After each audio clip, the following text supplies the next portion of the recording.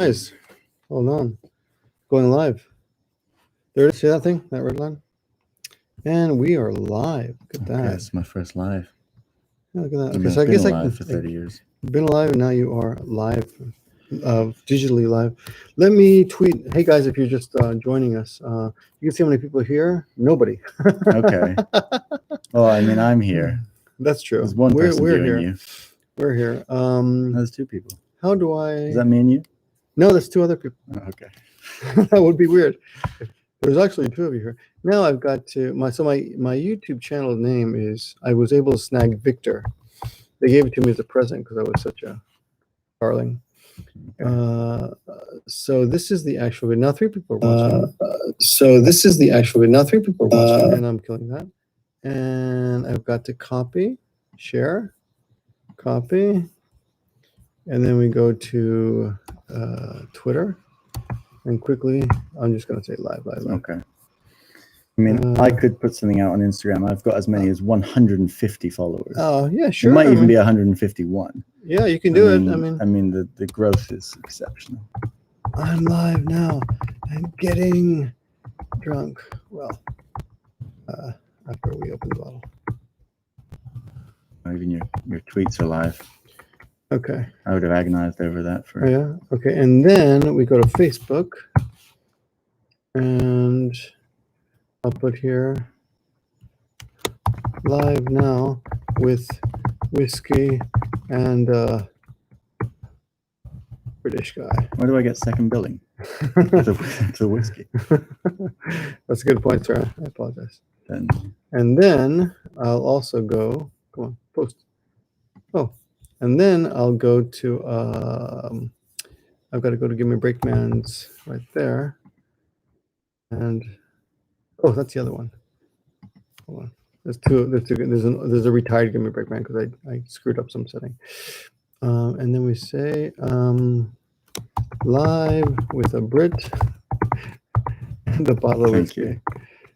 And a bottle of Knob. That sounds dirty for some reason. This is Knob Creek. Okay, and now, okay, there we are. Aaron's back. Aaron used to live in Nagoya. Okay. Hello, Aaron. And we accidentally both wore Hawaiian shirts today, believe it or not. Right? I mean, we did not coordinate this. I honestly didn't think you were going to wear a Hawaiian shirt. I always have good shirts. Good shirt. This is a horrible shirt. Oh, so speak for yourself. Let's this is Edward. Ed. This is Ed. Who's that? Ninja Monkey. Hey man, from Gibraltar. Okay. Hi, Ninja Monkey. He's British, but I think he's originally Spanish. That's a controversial thing to say to someone living in Gibraltar. Maybe. Although, it's right. It's like I don't know anything. I'm American. We have no concept of, we think Africa is a country. It's a country. Got some ice here. You want to open that up? I've got some really expensive whiskey glasses and a new bottle of Knob Creek. There we go. I got to remember the camera's there, by the way. Okay. So, okay, sorry. We're looking at ourselves like idiots. You know what? I'm very vain. Whoa! Oh, God. Are you? Yes. How are you vain? Okay. Maybe if I tilt this way. These look nice. These glasses are nice. They're very nice.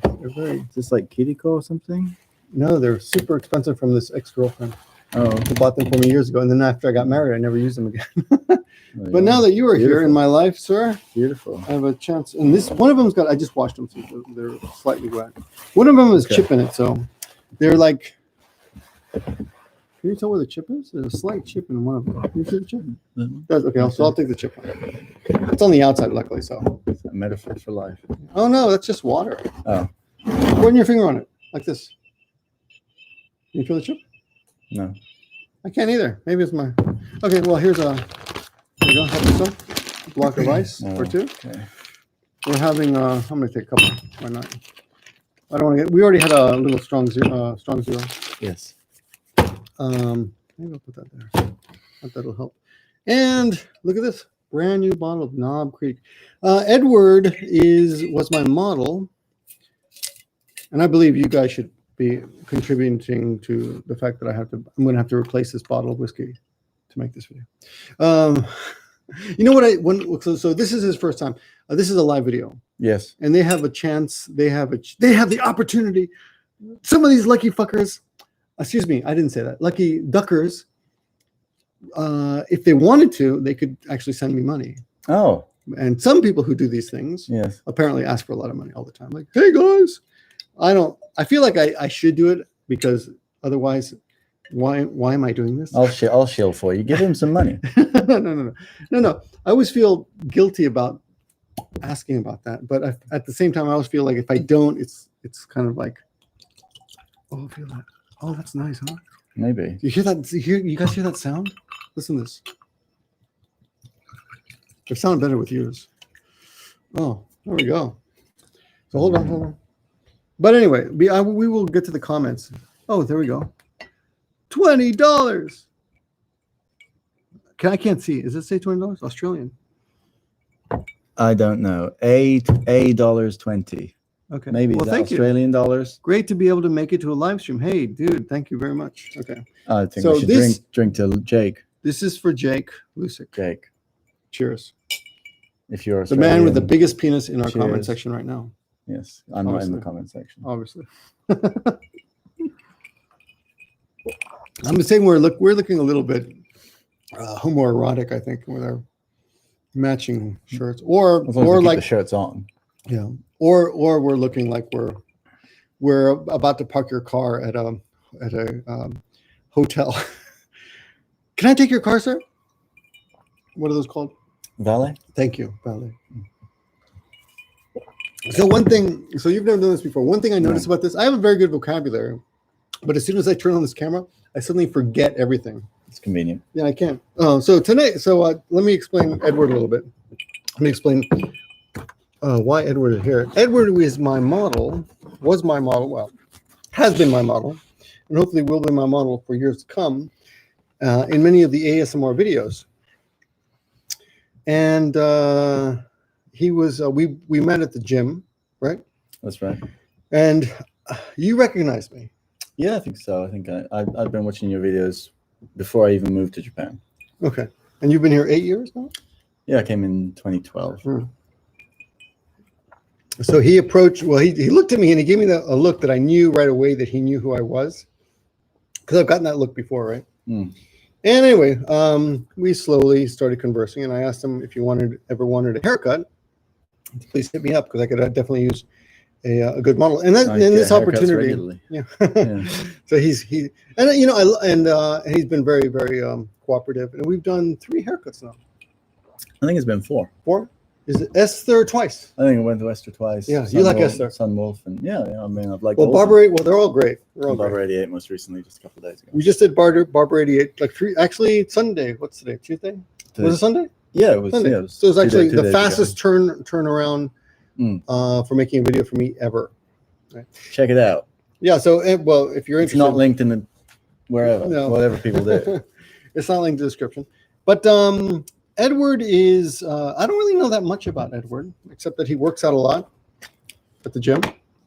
You were doing 100 pull-ups a day, which is fucking phenomenal. Excuse me, it's just phenomenal. It's just phenomenal. Just phenomenal. it's ducking. I curse so much, and I forget that cursing is bad. Well, if you curse too much, I won't be able to send my mother the link to this video.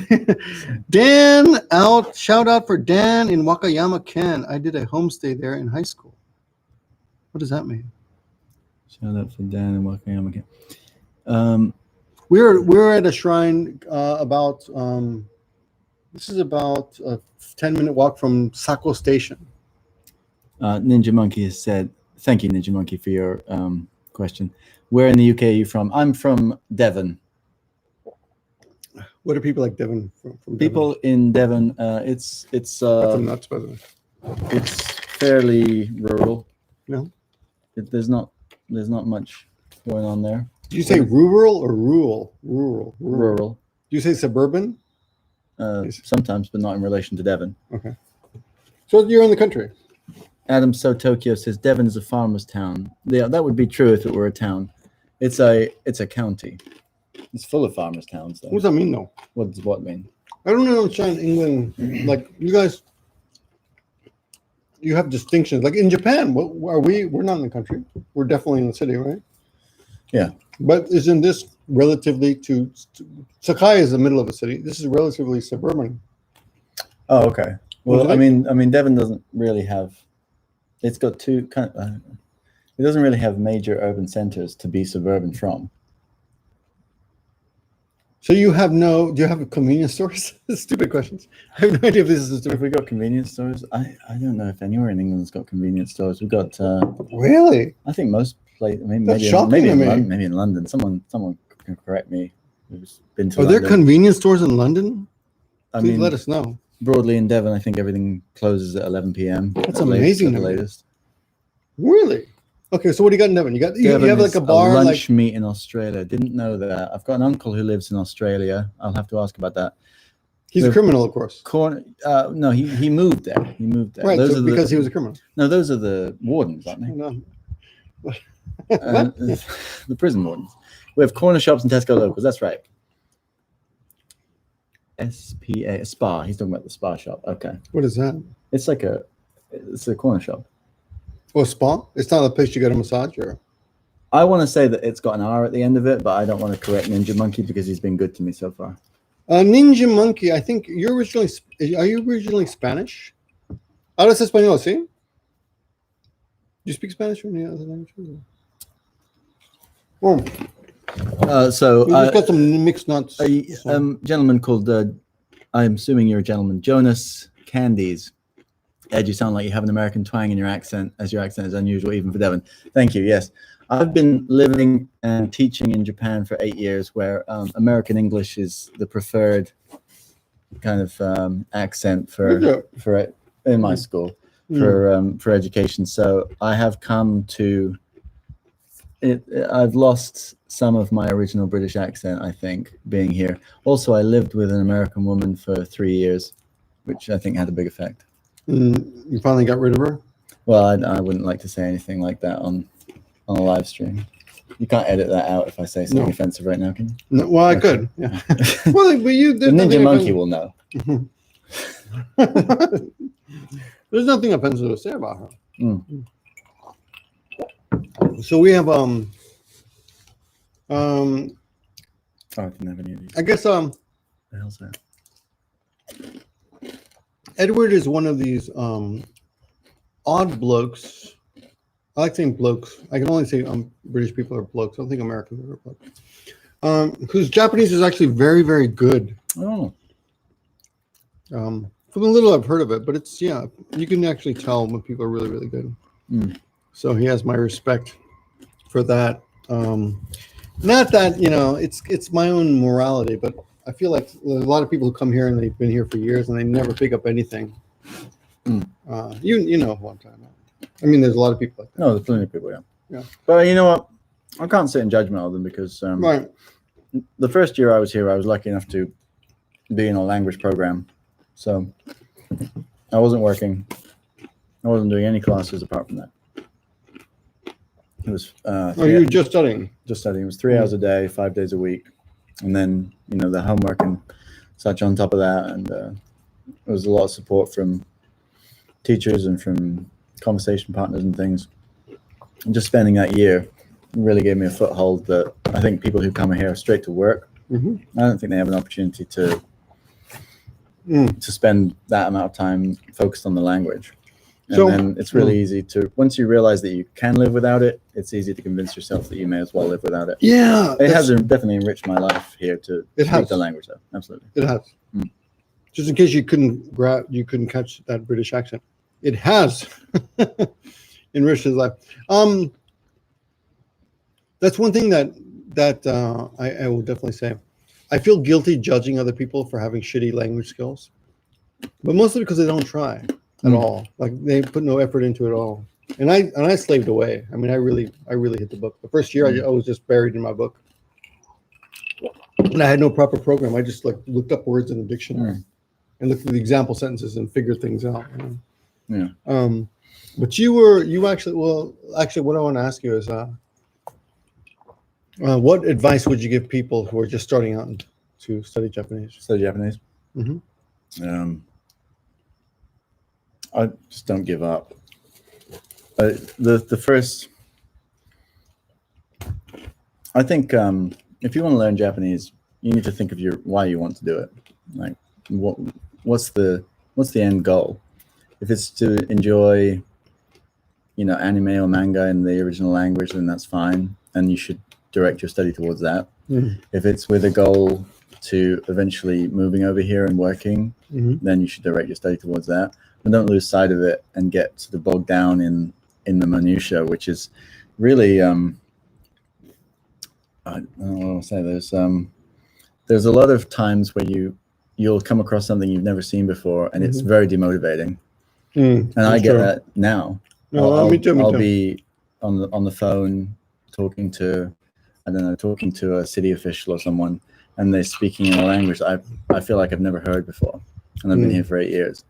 Or you go to the doctor and you're trying to explain something, and they say all these words that you think, well, what on earth is that? I mean, like, there's probably body parts that I've never heard of in English, but let alone in Japanese. Right. And it's very demotivating. And if you lose sight of why you're learning the language in the first place, I think you could probably end up giving up right there, especially if you don't live here. I really, I think if I moved, I would stop studying immediately. If you moved out of Japan? Yeah. I'm always impressed where once in a while you meet someone who studied their asses off. Yeah, that's great. In another country. Yeah. And they really picked it up. Here fluent? It's really, it's impressive. I didn't speak a word of it before I came. Nothing. Did you study anything? No.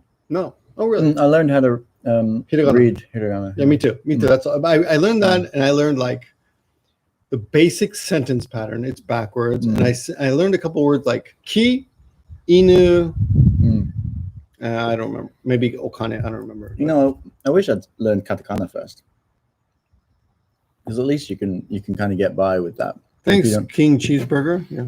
Thank you, King Cheeseburger. I don't know why. He's saying, I hope the coronavirus hasn't really screwed up your. Hey, thank you very much, King Cheeseburger. Oh, there you go.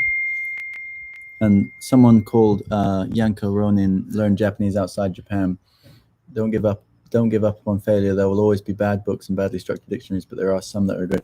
That's true. But you down that pretty quick. Want some more ice? I'm sorry. Where is that ice? Well, I haven't finished it, but now the social pressure. This is a great bottle. Oh, sorry, nice. My hands. I hope you don't mind. That's all right. There we go. This is very nice whiskey. I don't usually drink whiskey. Oh, this is my favorite. My birthday's in 10 days. And my wife asked me today. She goes, "My mom wants to buy you some whiskey. What should I get?" And I'm boring. I'm like, just get knob whiskey.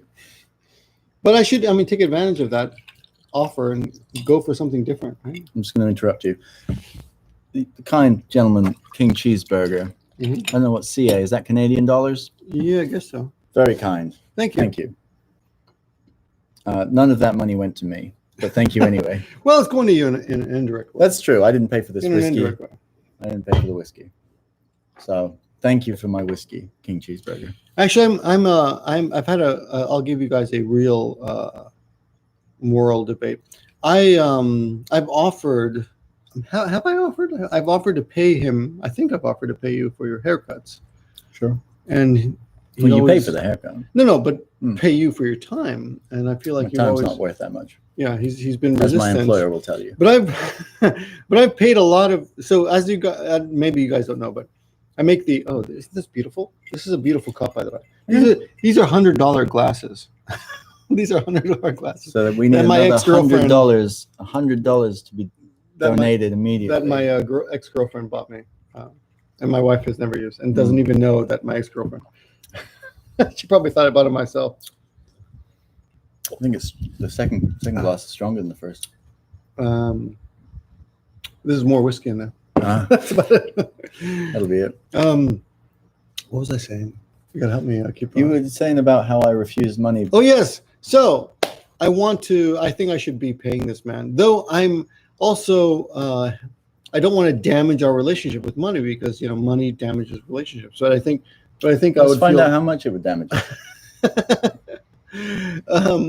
But I would be fine because your videos have actually helped me make money. I won't use any fancy political language, but I'm very appreciative of your time because although you may not value it, my ASMR channel people have, give Ed one of your nice glasses if you're actually you'd be welcome to one of the glasses. So I feel it'd be kind of gay to give you one, but not that there's anything wrong with being gay. That kind of becomes a couple's gift. It's we, a couple. We each got a matching glasses. Yeah, matching glasses. Let's meet in 10 years and drink again from these glasses. Right, should we link arms down the next one?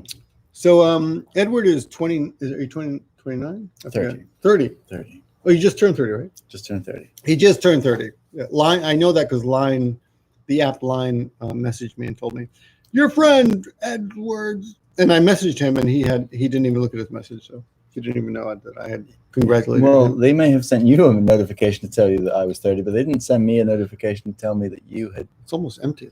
Congratulated me for turning 30. We're going to drink this whole whiskey, the whole bottle. Ed, I want to be your friend, dude. You seem so calm. He is very calm. I think you're calmer in front of the camera. Maybe. I get hyped up in front of the camera. I'm just trying to avoid saying anything incriminating. That's 100 proof. But Ninja Monkey, I'd love to be your friend. Oh my God, it's 100 proof. I didn't even notice that. All right. Is that a big deal? I don't know. I always drink the same thing. So I've been drinking this for years. What's 100 proof? What's 100 proof in Queen's English? I don't know. Anyone? What's 100 proof in Queen's English? Someone will tell us. Sir. Someone look it up and tell us. Dirty Bastard. Great name. Oh, that is a great name. Victor, what's your and your guest's opinion on Japanese Pod 101 and or Genki integrates course in elementary Japanese? Japanese Pod 101 is great if you buy it from maggiesensei.com. Otherwise, it's trash. Okay. Well, I don't want to say anything against a sponsor or whatever the relationship is there. Well, I'll tell you. We have their with adverts on maggiesensei.com. Yeah. And once in a while, we get a hit. But I'll tell you, do you know them? I've never used it, but I've seen it. I've seen it advertised. I met a guy who used to work there many years ago, and he told me that they basically steal lessons from. But no, I shouldn't say steal. They use they have a whole library of Japanese teaching books, and they basically pilfer creatively from those books. So they don't have many original lessons. However, maggiesensei.com, which is free and very highly rated. Someone coming? I heard some voices. We're at a shrine, by the way. We're at a shrine. They have all Maggie Sensei's lessons are all completely original.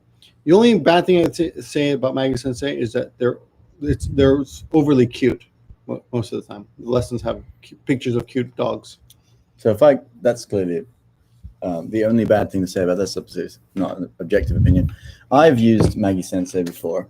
Sometimes when you don't know what something means, right? Mm-hmm. You put it into Google.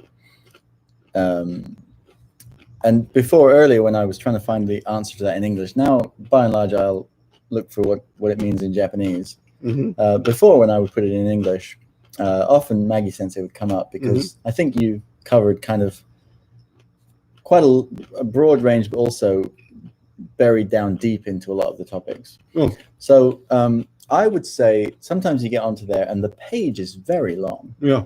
So it's quite difficult sometimes to figure out, okay, the specific issue that I have, where is that on this 20-minute read of a website? So I agree. That would be, the lessons are super long. They're long. I mean, in some ways, that's definitely a good thing. But if you have a specific issue that you want a specific answer to, it's... no, you're right. I completely agree. Maggiesensei.com is my website that I do not work on. I just proofread. But it's controlled by Yukari. She writes all the lessons. And she doesn't give a shit about trying to get views or anything. She just wants to make a good lesson. So all her lessons are good, and they don't follow any view getting ideology. Like she's not trying to just get picking lessons about maybe many people are looking for this. She just makes a lesson about something she thinks is interesting, and then maybe someone has asked her about. But they're definitely not about that. But anyway, I think that's probably the reason it comes up so much. because the things I'm searching for are not necessarily the basic questions. So the answers are not as widely available as you might like. So then there's only one resource. Maybe it's Maggie Sensei by and large. We do really well though. There's a lot of slang on there as well. Yeah. So that's like oftentimes like you'll be searching for something that's like, well, this is the reason I don't know it is because it's in some kind of slang or kansai ben or whatever, and that will come up. So it's definitely a good resource. But back to the original point about Japanese Pod 101 and Genki. I think Genki. Well, I heard really good things about Genki, actually. I have nothing bad to say about Genki, and I haven't tested it myself. Used Genki. Yeah? Yeah. So to give a bit of background. Good. Bit of background on my Japanese education. I came to Japan in 2012 to study abroad for 1 year. It was purely a Japanese language program. As I stated a little bit earlier, 3 hours a day, 5 days a week. And they used their own proprietary textbook at the university I was at, which was in Nagoya. I got pretty good, I would say. I studied more than they needed me to, and I passed everything, and I did fine. I went back. What university was this? This was Nagoya University. Okay. So I went back, in the summer of 2013, and I was concerned about losing my Japanese ability. So I took an optional. I was in my final year of university in England. I took an optional or elective course in Japanese, which was, I don't remember, it was intermediate Japanese or something. And we were using the Genki 2 textbook, which was, really? It was fine. It was fine. And of I'm course, surprised they're using that at university. Yeah, it really wasn't. So because I had come from the background of having used the proprietary textbook that was made by the teachers that were teaching the course, the material was, it was a lot less consistent, I thought, with, it didn't carry, of course, it didn't naturally follow on from what I had learned up to that point. And most of it I'd covered before, because I did an intensive 1 year course. It's a good book. I think if you go through Genki 1, Genki 2, and then you move on to, I think the series, I think the next book, Tobira or something like that. There's a book called that. If you go through that, I think you're kind of ready to move on to looking at like native Japanese material. And I don't think you really need a textbook beyond that point, unless you're studying for an exam. If you're studying for an exam, then you need to look at what the exam's asking of you, which might be, for example, like I was looking to take the JLPT N1 this summer, which got cancelled, and then again this winter, which looks like it's going to be cancelled. And when's the winter date? December first Saturday is December. It's in December, but the registration was supposed to open at the end of August, but they pushed it back, and probably it will be cancelled, I think. So, but looking towards that, I think there are certain things that native material is not going to give you, because there are things that just don't come up often enough, that come up very often in those tests. I've shown study materials to Japanese people who it's not that they would fail the test. I think they're being dishonest when they say that they would fail the test, because you don't need a high pass mark, a high score to pass. But there are things on there where they would kind of stutter, and that's why you need the specific materials. But if you just want to, that's why I was, just to say back what I was talking about earlier, if you just want to enjoy anime or something, just do those books and watch anime. Or if you want to work in Japan, do those books and work in Japan and just get a job, or watch the salaryman dramas, and or just read the news. But if for some reason that you specifically want to pass those tests, or maybe the job that you're looking at is saying you need to have N2 or N1, then then do that. Or if you want that for your own personal kind of achievement, and I know it counts towards visa points, or Does it? If you want to get the permanent residency, I think you can get 30 points towards permanent residency if you have N1. I did not know that. So there are certain use cases where you might want to pass that. I had no idea. That's kind of a tangent from the how's Genki question, but Well, I've read quite a lot of the you different have textbooks N over what? the year. What do you have? I passed N2 about 3 years ago. And you're shooting for N1 now. Yeah, I mean, when I took N2, I didn't study specifically for it. I knew I was going to pass it before I took it. I didn't know I was going to pass N1 because I probably won't.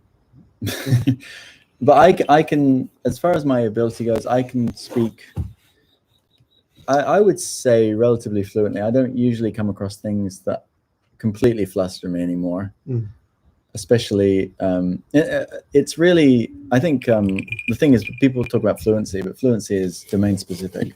It really is. I'm fluent in social situations. I could probably have this conversation in Japanese. But if I went to, if I went to something like, let's say I went to a seminar or something that was on a topic that I wasn't familiar with, I certainly couldn't go to like a rocket science lecture in Japanese, but I equally don't think I could do that in English, because my fluency in English is just as domain specific as my Japanese. So I know most of the grammar. I know, I don't know how many words, 10, 15,000 words, probably. I don't know. Is it? Right? Probably, something like that. Do we know that many? I don't know. I don't know. I mean, isn't there supposed to be like 2 million words in English? I definitely don't know all those. But I know... I don't know British words. Yeah, I've forgotten them too. So, I really held my tongue as Edward was. I was really talking for a minute. Yeah. No, I wanted to interject all these jokes, but I didn't want to demean what he was saying at all by just making jokes. But I will tell you that I have a permanent residence visa. Was it AJU? Yeah, Is that what's called? AJU visa. God, I can't think at all right now. However, I do not have any qualifications at all when it comes to language. I have failed the N1 4 times, but I have passed every section, but never at the same time. Okay. So I am A1 level. I've just never, I'm not officially A1 certified. And I've written that in resumes, and people have seen, and when they asked me about it, I said, well, to be honest, I fell asleep on my last test because the listening was so boring, and I'd aced the listening before. I'd gotten like 85% on listening. Yeah, the listening's an interesting section. I remember, so I've never taken N1, but I remember the listening section being very interesting. I think my listening skills are probably the strongest out of all of them, because even though I love talking, but unfortunately people don't love to be just talked at. They will occasionally talk back at you. So you have to listen then. Right. That's how you know what you can say next. But the listening, they tended to have kind of these old men talking about uninteresting things. Yeah. And that's the test in itself. Like, are you willing to sit and focus and hear what an old man has to say about something you don't care about? Because if you can do that, you can probably understand the Japanese within it. Let's read some comments here. This is great. Fluency is a spectrum in various topics. It's completely true. Yeah. So basically, Edward was saying that he could basically go to a bar and pick up any girl with his Japanese. I could do that in English. But and Japanese. However, you would have trouble at a political debate. Me too. Yeah. No, I mean trouble. I would be, no, I'd be there. Yeah, no, absolutely. Yeah. Dame. Yeah. That's as much as I can get across. Well, who's the prime minister now? Okay. Do you guys know any gaijin who've been able to work in the film or television? No, I don't. Behind the camera. No. I've known one guy who's worked in front of the camera. But behind the camera, I mean, I don't know anything about that world at all. No. In front of the camera, there's a lot of people who do there's a lot of people in that, because there are roles for them. Mm. There are occasionally times where a Japanese person can't. Have you done any TV work? No. Really? This is the most I've ever been filmed. That's bizarre. There's a lot of work out there. All Even right. I've done Pizza Hut commercials, man. You've done Pizza Hut commercials? Yeah, major. Pizza Hut commercials? Yeah. Okay. Your pizza's $600 for a Pizza Hut commercial. $600 for a pizza? Oh, commercial. And it took me like 2 hours of work. That's pretty nice. And most of it was waiting. Just waiting for them to turn on the camera and call me over. Well, how do you find this work? I had an agent back in the day. Mm.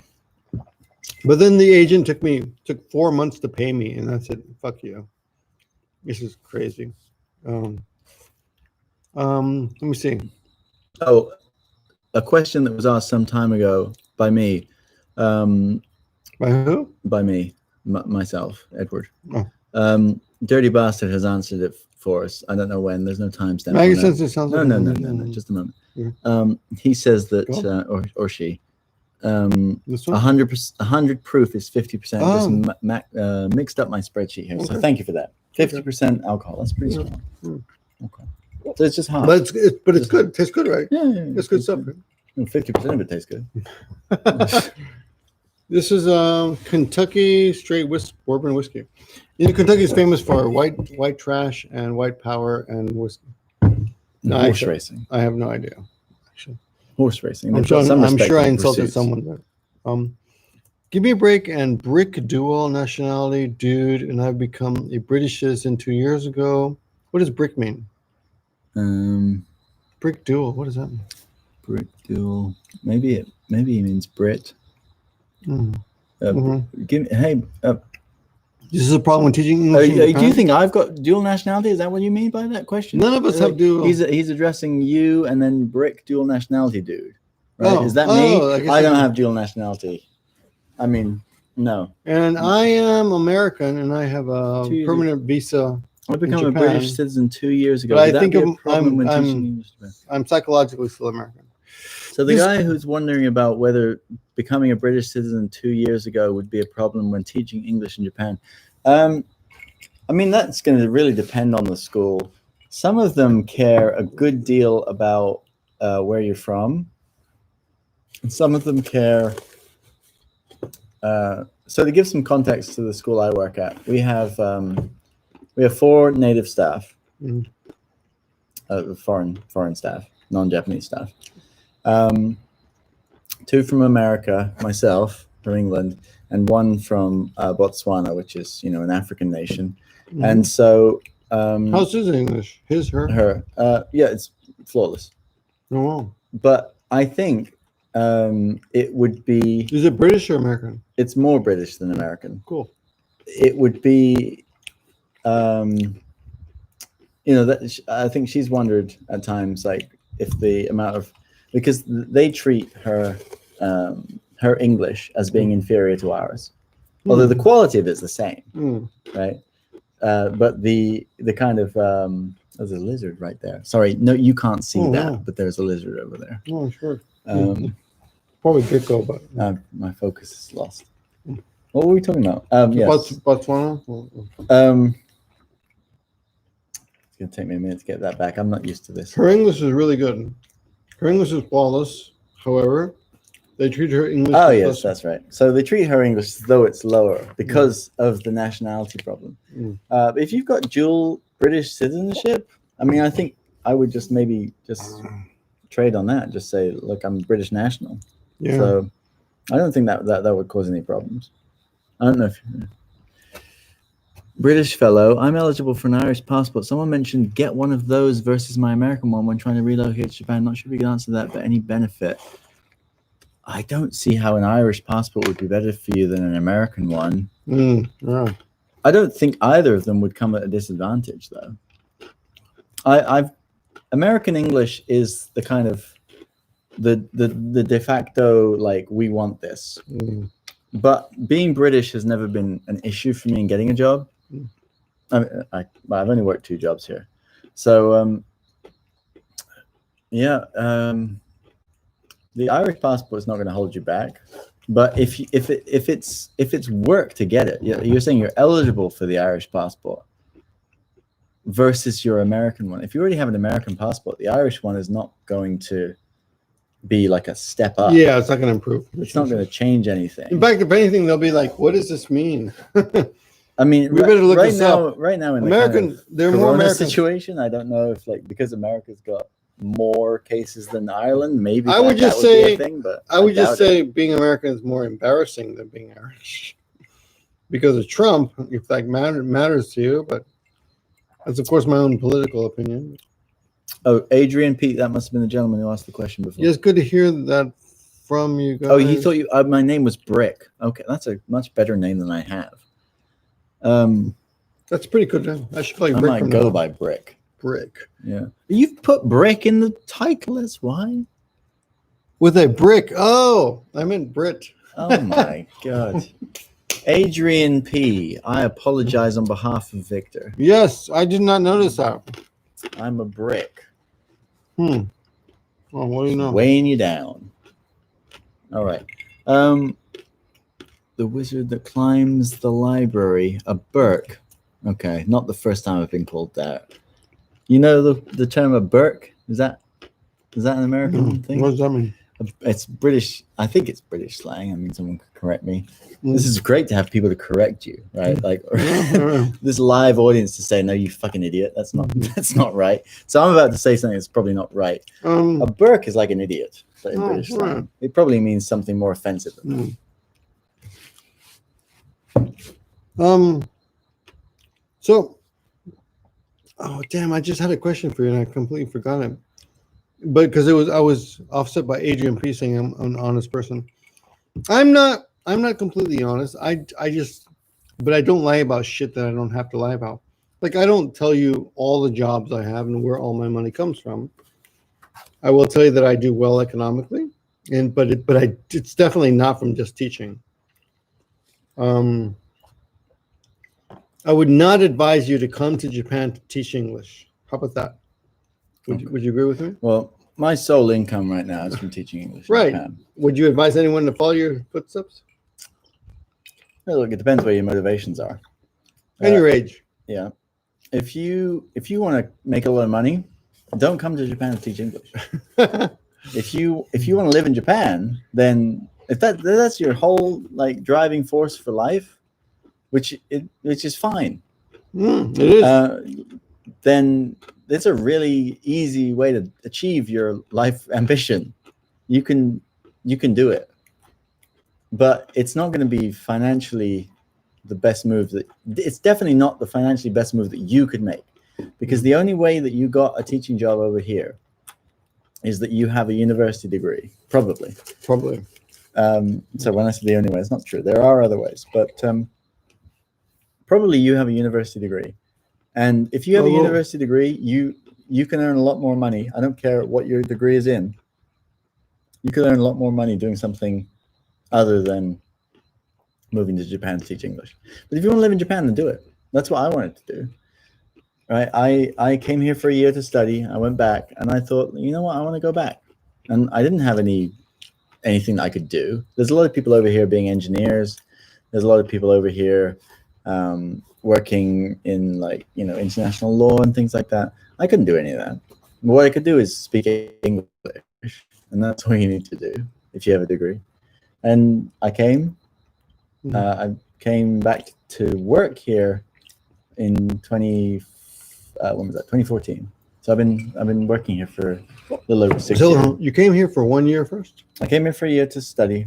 I went back home to finish my degree. I came back as soon as I graduated. So why did you come back? Why did I come back? Well, to be honest, my what was her name? She didn't have anything. I came back because I didn't have a plan. I had a good year here when I was studying. I went back home to finish my degree. I didn't have a plan for what I was going to do after that. I was majoring in law. I'd become disillusioned with that. I didn't want to pursue that as a career. And I didn't know. But you finished your degree in law. I finished. I graduated. And then I thought, I don't know what I want to do after I graduate. But what I did know was I'd met a good number of people while I was here for that 1 year who had been teaching English and they had said and on Tinder people. No, these were real life people. I didn't meet the Tinder people until I came back. They had said it's easy to get work. You can, and I thought, you know what? I don't know what I want to do. Let me spend a year not knowing what I want to do over there. And then that year turned into 6 or 6, yeah, something like that. And here we are. I still don't really know what I want to do, but I'm doing something. Cool. I like reading these comments. It's a good honest answer.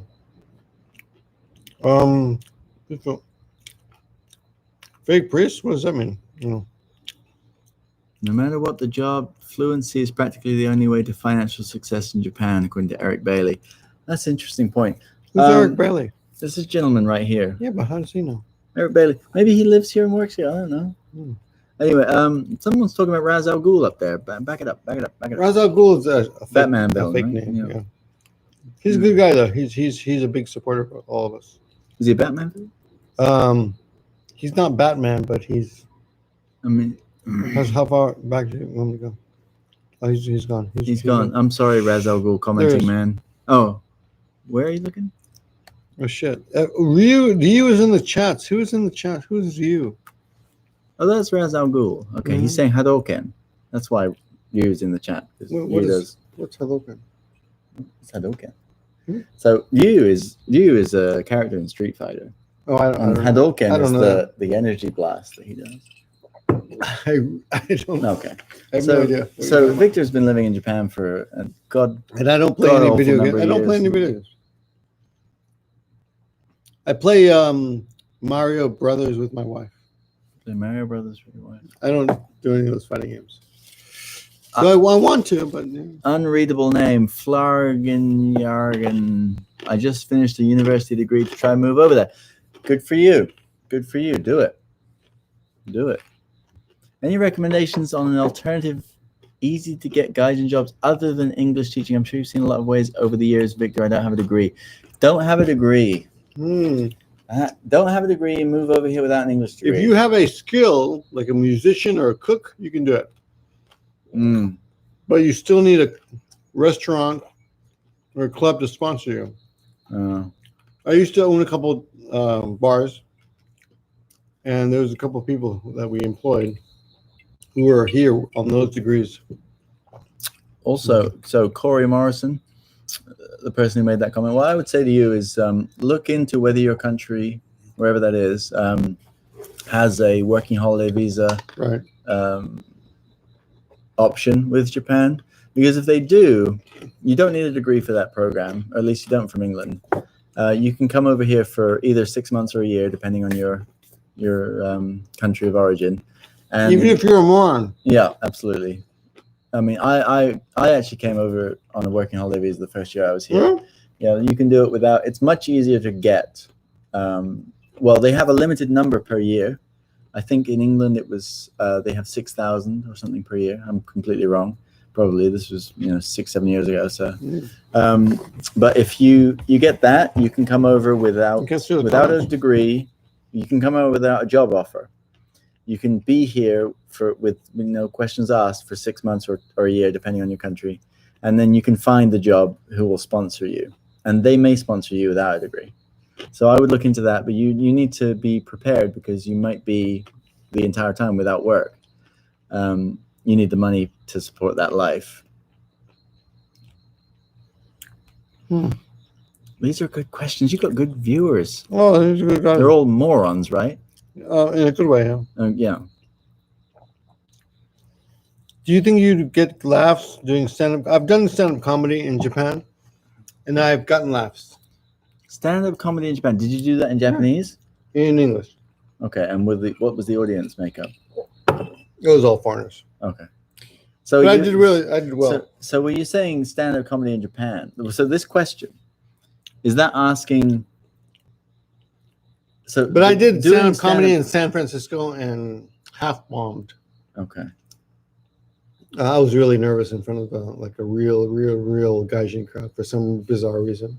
I'm getting called Brik by people. Raz Al Ghul's just called me Brik. Okay. So Kazem, So yeah, I mean, I've got some things, you know. my name is Ed. Yeah, Okay. Edward, by the way. Edward Matthews. Are you from London? I'm not from London. I've been there. I have been there 4 to 5 times. I'm from Devon. My new name is Brik. Yeah, all right. So I'm gonna. That's fine. That's fine. Brik's a cool name. Yeah, as I said, it's better. What's my social security number? Oh, sorry, I'm very self-interested. Look at this. They may be asking. Hey, what do you think about this? Korik. One must be Japanese to live in Japan. You won't be accepted there. That's an interesting point. What's your thoughts on that? I exist here and people accept me.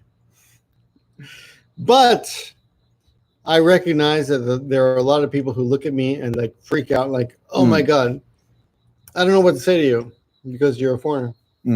But you know what? I don't give a fuck. Oh. Sorry, I cussed again. Goddamn. So my mother is never going to be. Oh, sorry. Here's the thing. The way I see myself is not based on other people's, on the way other people see me. You know, my vocabulary.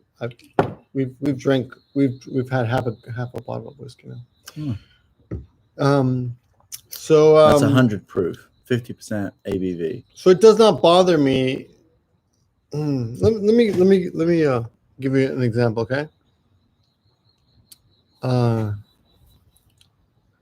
One of my students is the wife of a principal of a head guy at a university. Okay, so they brought me into this university to ask my opinion regarding certain subjects regarding their English program. Okay, because she was very impressed with the way I taught her because she's very fluent.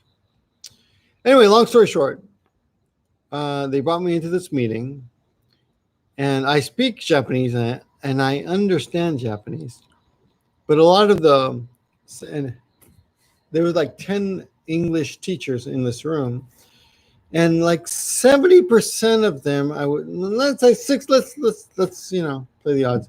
60% of them talk to me in English and Japanese, but there was no how do I say this? I didn't feel insulted by the way they approached me. They gave me eye contact. They talked to me. They shook my hand, you know. But they were like 30-40% who insisted on explaining every word, every effing word they said. Like they would say it in Japanese and then in English. And then they wouldn't direct it towards me. They would direct it towards the person next to me, who they assumed would translate it for me. I'm sure you've had this experience before where you go to it's a very common experience. You go to a restaurant, for example, right? And you speak Japanese fine, but for some reason, the staff wants to direct all their attention to the Japanese person next to you. Here's my point. I'll keep it very simple. I apologize for the long, drawn-out drama here. You have to be able to keep your self-worth here and not there. Who cares what they think? And I think the world would be a better place for it if everyone were able to judge their own worth by themselves. I know what I'm worth. I know that I'm a good teacher. I'm a good employee. My students love me, you know. So when these teachers, the other teachers can't deal with me because they can't look at my face and get it in their head that I understand what they're saying. You know, I just ignore that. I don't let it bother me. What do you think?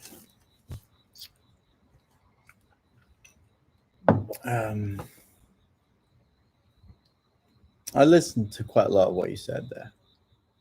Not 100%. But Okay. It was long. I'm sure no one. What was No one listened to 100% of it. Oh, Right? okay. I mean, you can correct me if anyone's listening to all of that. But yeah, it was. I mean, Japan is they've got such a strong national identity, which is not it, but it's not. I don't mean that in a bad way. You know, when you say that, if you were to say that about British people, you know, the strong nationalism, then it often comes along with kind of negative, really negative behaviors.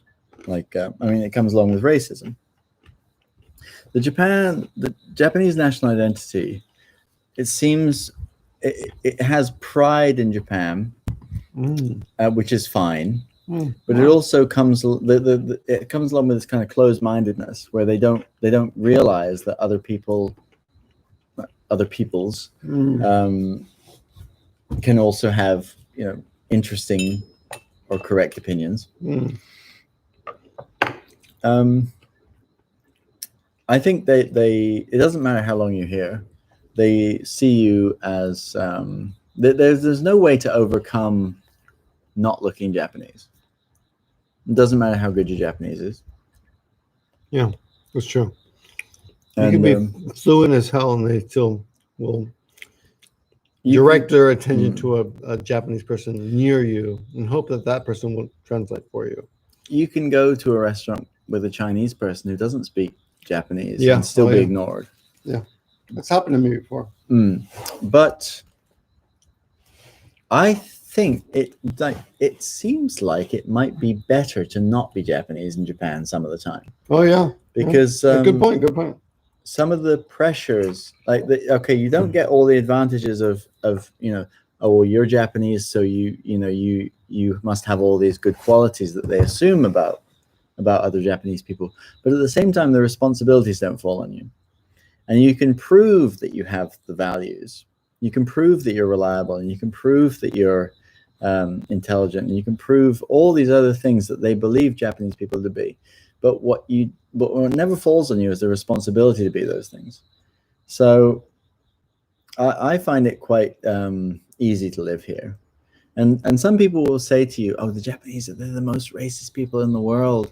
Yeah, I've heard that a lot of times, and I've never really believed it, because what they have is a strong national identity, and they don't. Okay, so in England or something, or I can only speak for England. If you move there and you live there, or you know, you're second generation British or something, let's say your family had moved over there and you were born there, people will accept you as British.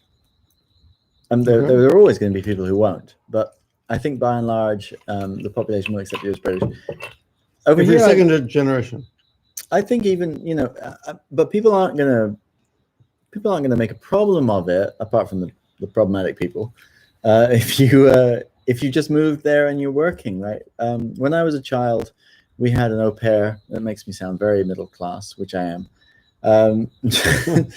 From Poland. Right? I think an American au pair, that would be very high level.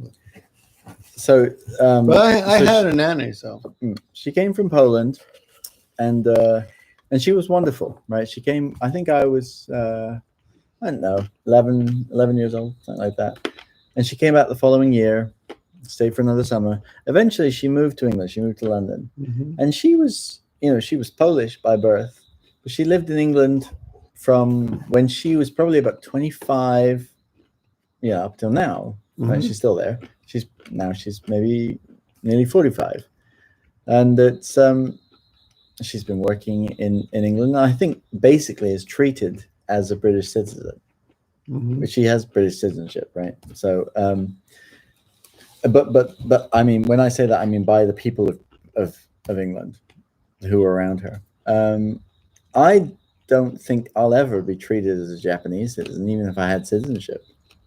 It doesn't seem like that's something that's attainable, because there's something they don't have that kind of melting pot culture we have in England, or especially in London, but anywhere really you can get away with it, where it's more about the place that you're in rather than the place that you're from. Here, your identity, your your hometown. Like people really care about what prefecture you're from.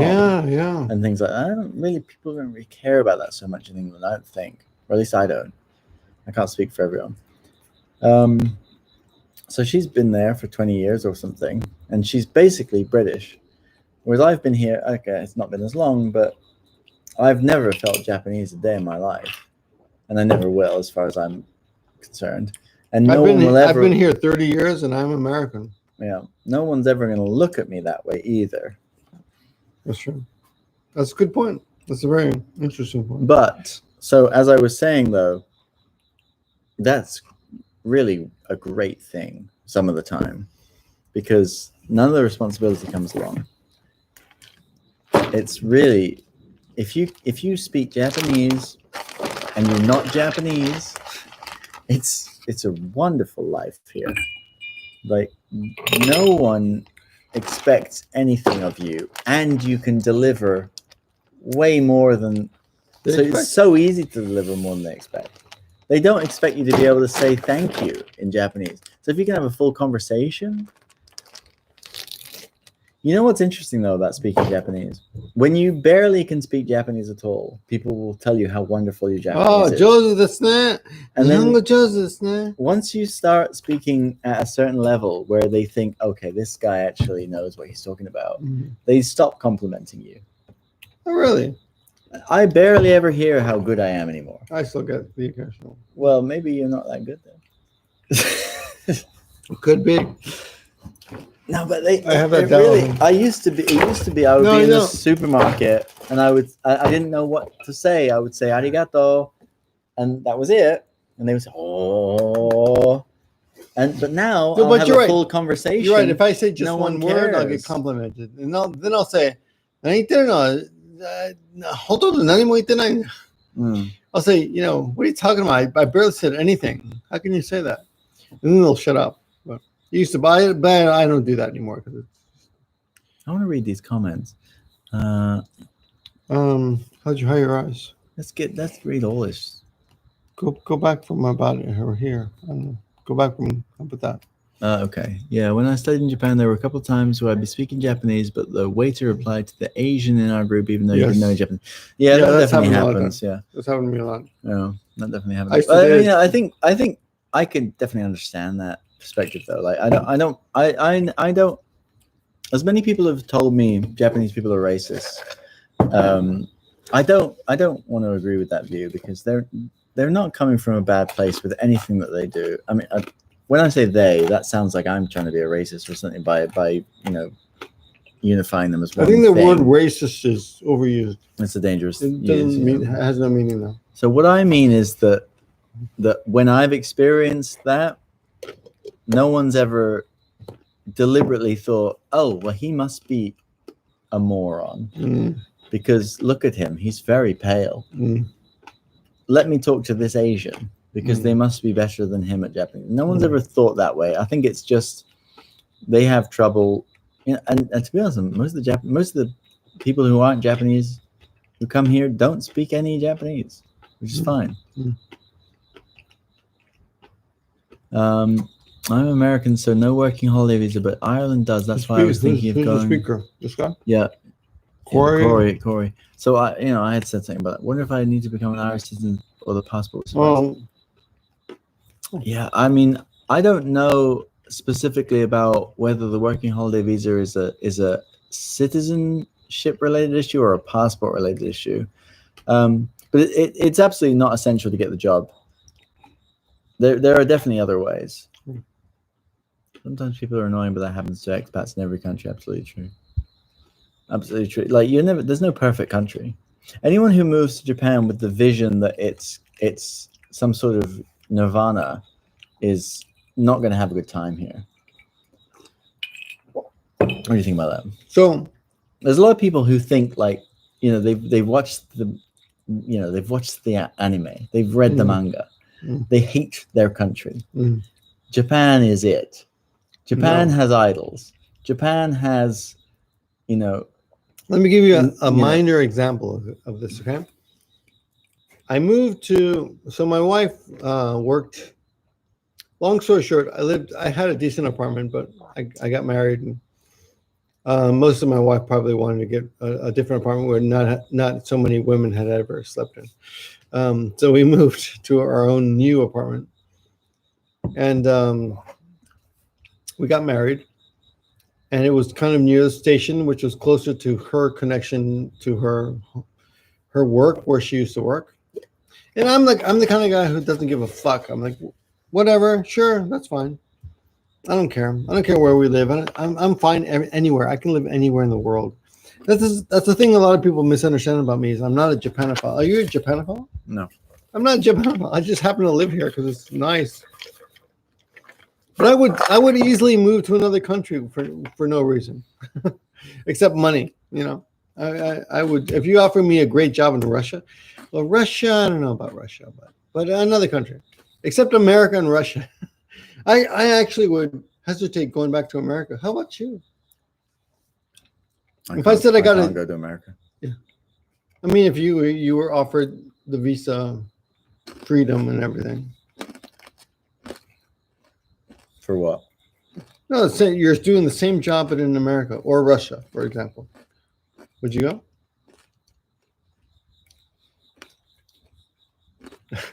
I love the silence. That's a thinker. Yeah, it's a thinker. How about China? I've been to China. China's fucking interesting. So if I think it's about fucked up, but it's interesting. If I think about why I'm in Japan, it's not because I love Japan. I do love Japan. I love Japan because I'm here. I love just where I'm at. I think I've been to Korea on holidays or vacations or whatever you want to say. I love that too. I never lived there.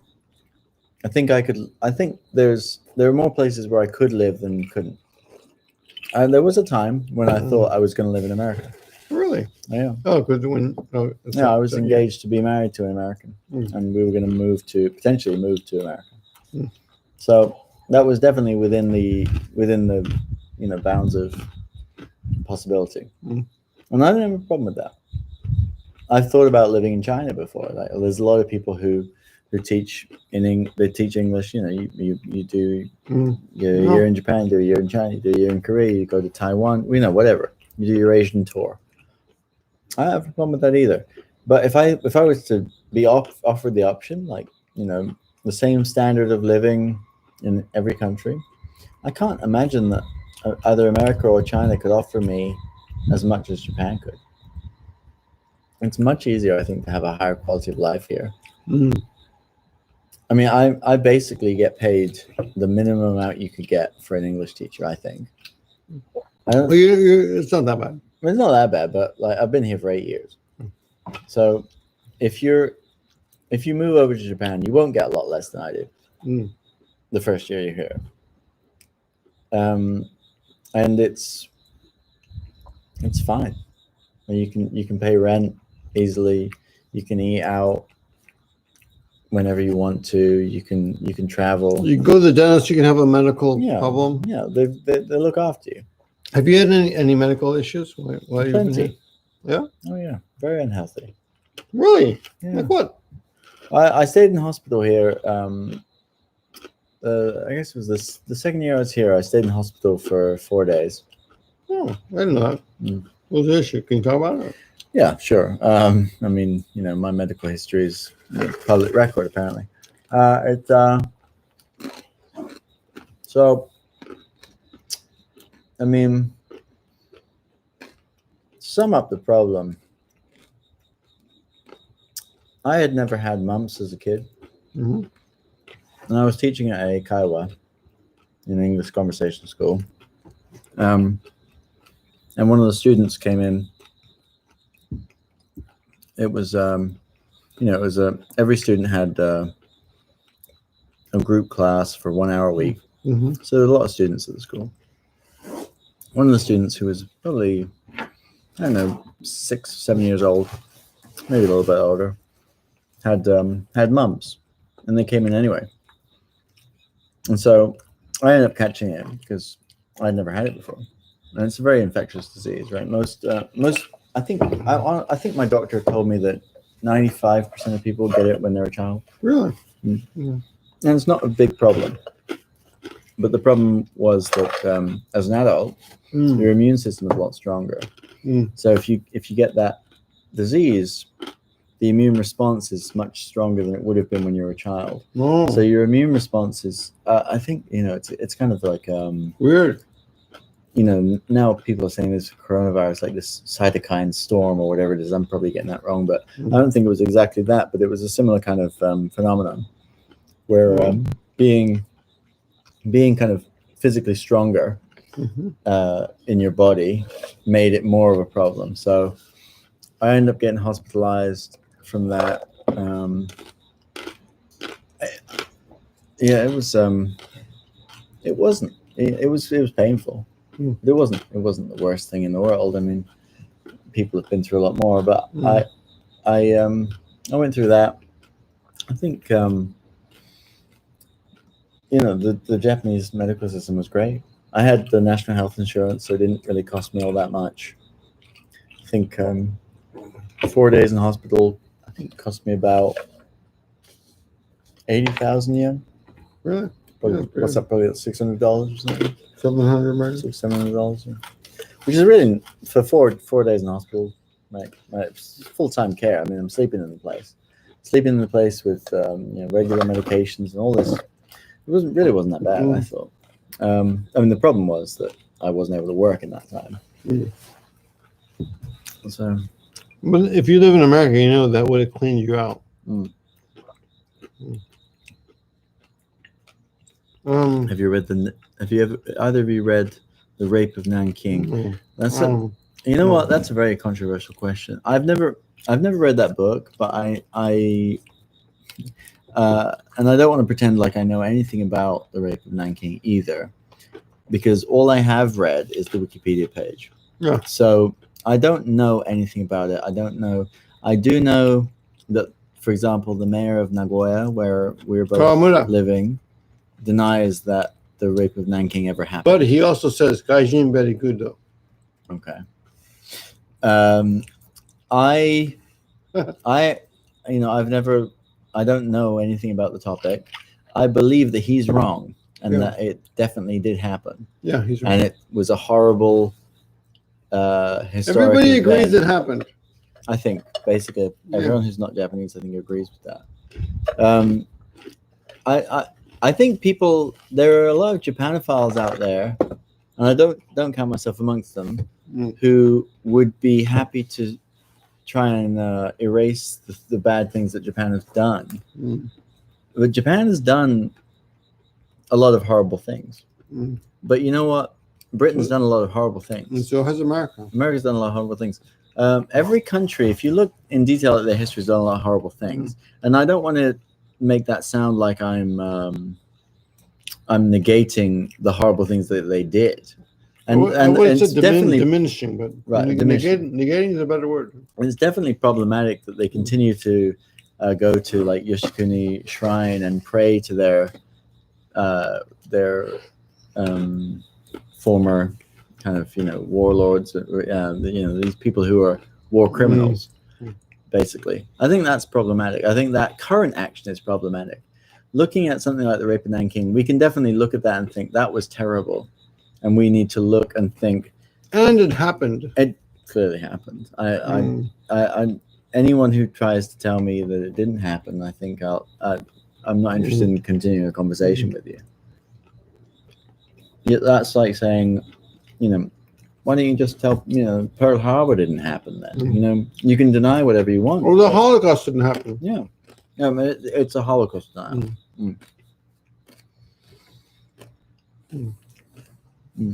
Anyway, I do have one pertinent question to the Japanese learners in that group here.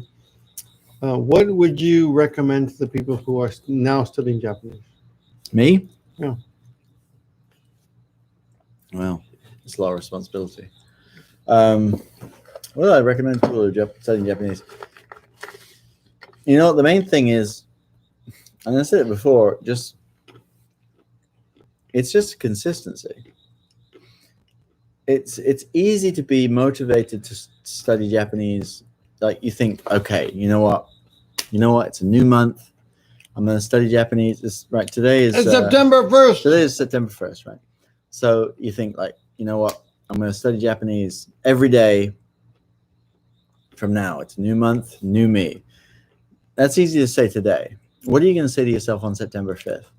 Don't lose sight of where you want to be. Build the habit. Don't burn out. Don't study for 5 hours on September 1st and 0 hours on September 2nd. Do 15 minutes. 15 minutes every day for a year is a lot better than 5 hours one day. That's true. Just don't give up. And also, you know what? Learning a language, it's very unsatisfying at the beginning. Because you learn, let's say even in a week, you might learn 100 words. 100 words is nothing. You still can't understand anything. Yeah, that's true. And after 2 weeks, you've got 200 words. You know nothing. You still can't understand anything. You can't understand anything for months. And so it's really easy to get demotivated because you're spending potentially hours a day and you're learning all this stuff. And then when it comes to you turn on your favorite anime or your manga or your drama or whatever it is, or you talk to your friend, and you don't understand anything that they're saying, because of course you don't. Because this language is made up of tens of thousands of words. So if you know 100, well, first of all, let me say, good job, because learning 100 words is no joke. Yeah, no, that's a lot of stuff. That's actually impressive. That's a lot of stuff, but it's nothing at the same time.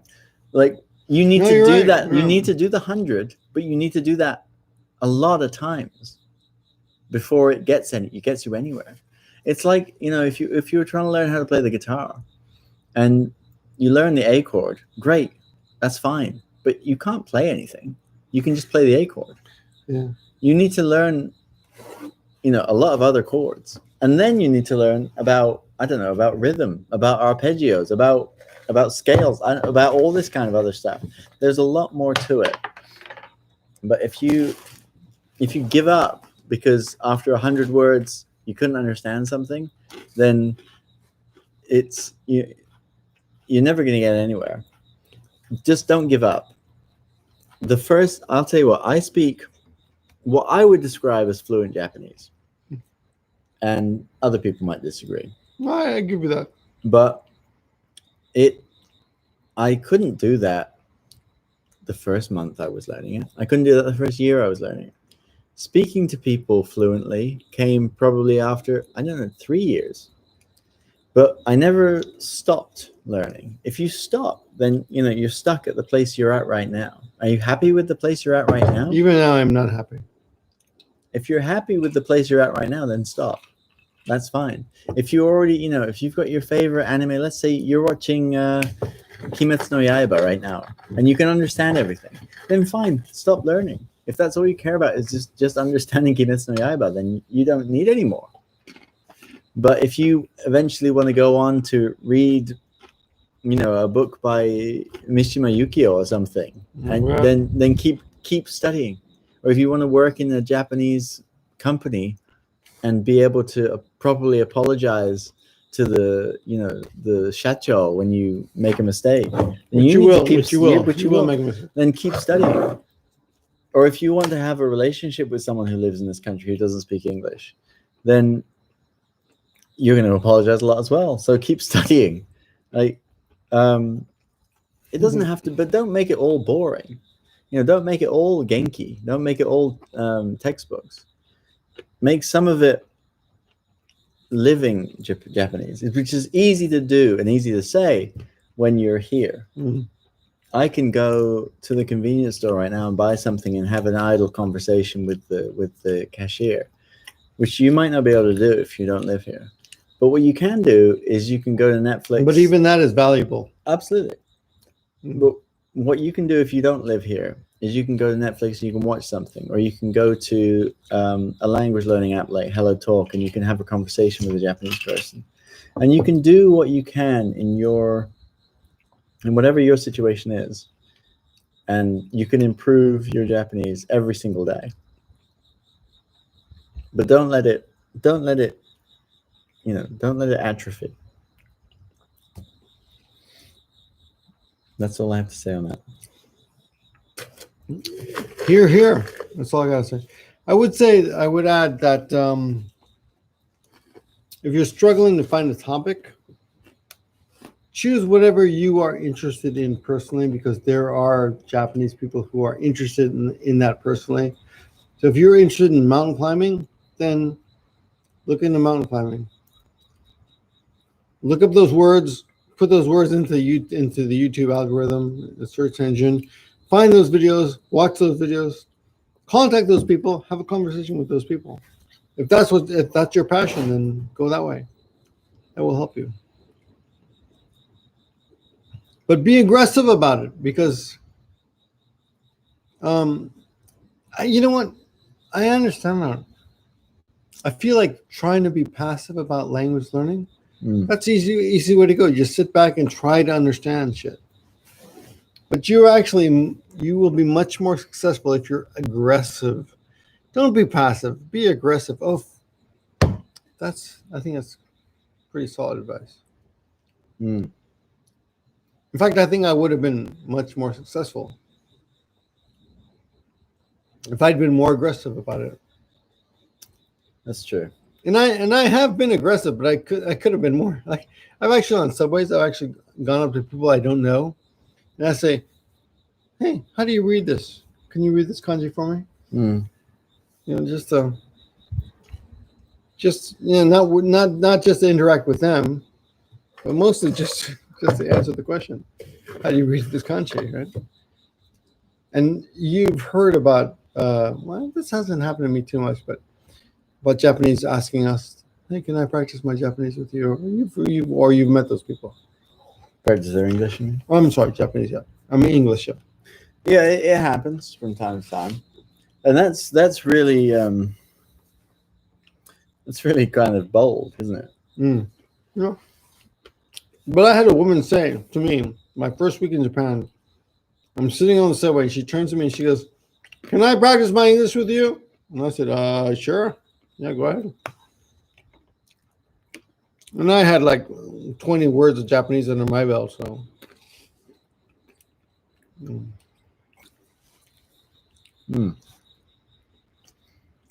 Anyway, how long have we been on? 82 minutes. Oh my God. Well, that's too long. I'm going to wrap up. I will say that I had all these topics that I thought would be more compelling for you regarding your life choices and what you're doing here, Yeah. your exercise program. But apparently none of those were necessary. Well, if you want to ask me another time, Yeah. happy to join. This is Edward's first time on a live show. Hopefully I'll have him on again. Yeah, I want to do something real YouTube. I've never been on YouTube before. Well, apart from the ASMR videos. So, you know, like people usually point down to the comments section, right? So write down in the comments, bring back Edward. Pay him tons of money. Pay him a lot of money. I wouldn't be here for you old man. Like, you old Peruvian, American, whatever. Fake, whatever. So Walter Sixpence, pop that cherry. Yeah, absolutely. I think he's talking about me. I'm trying to read this again. Flargen Jargon. Yeah, it's a pleasure seeing you all. Thank you, Flargen Jargon. Bring back Brik. This is what we need. Bring back Brik. Yeah, triple B. You know, right. Like bring back Brik. Let's make it. Yeah, let's make that hashtag. Bring back Brik. You know, that's what we need. You drink half the bottle of whiskey. Yeah, that's very impressive. Well, I mean, that was a team effort.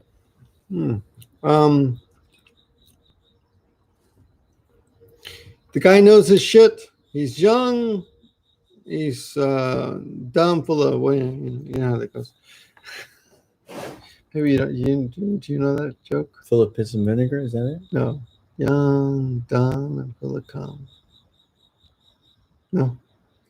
I apologize. Okay. Okay, no biggies. Anyways, I'm pretty trash, so I better sign off because I can barely see the screen at this point. White Sock Crew, yeah. Oh That's yeah. right. Oh, That's right.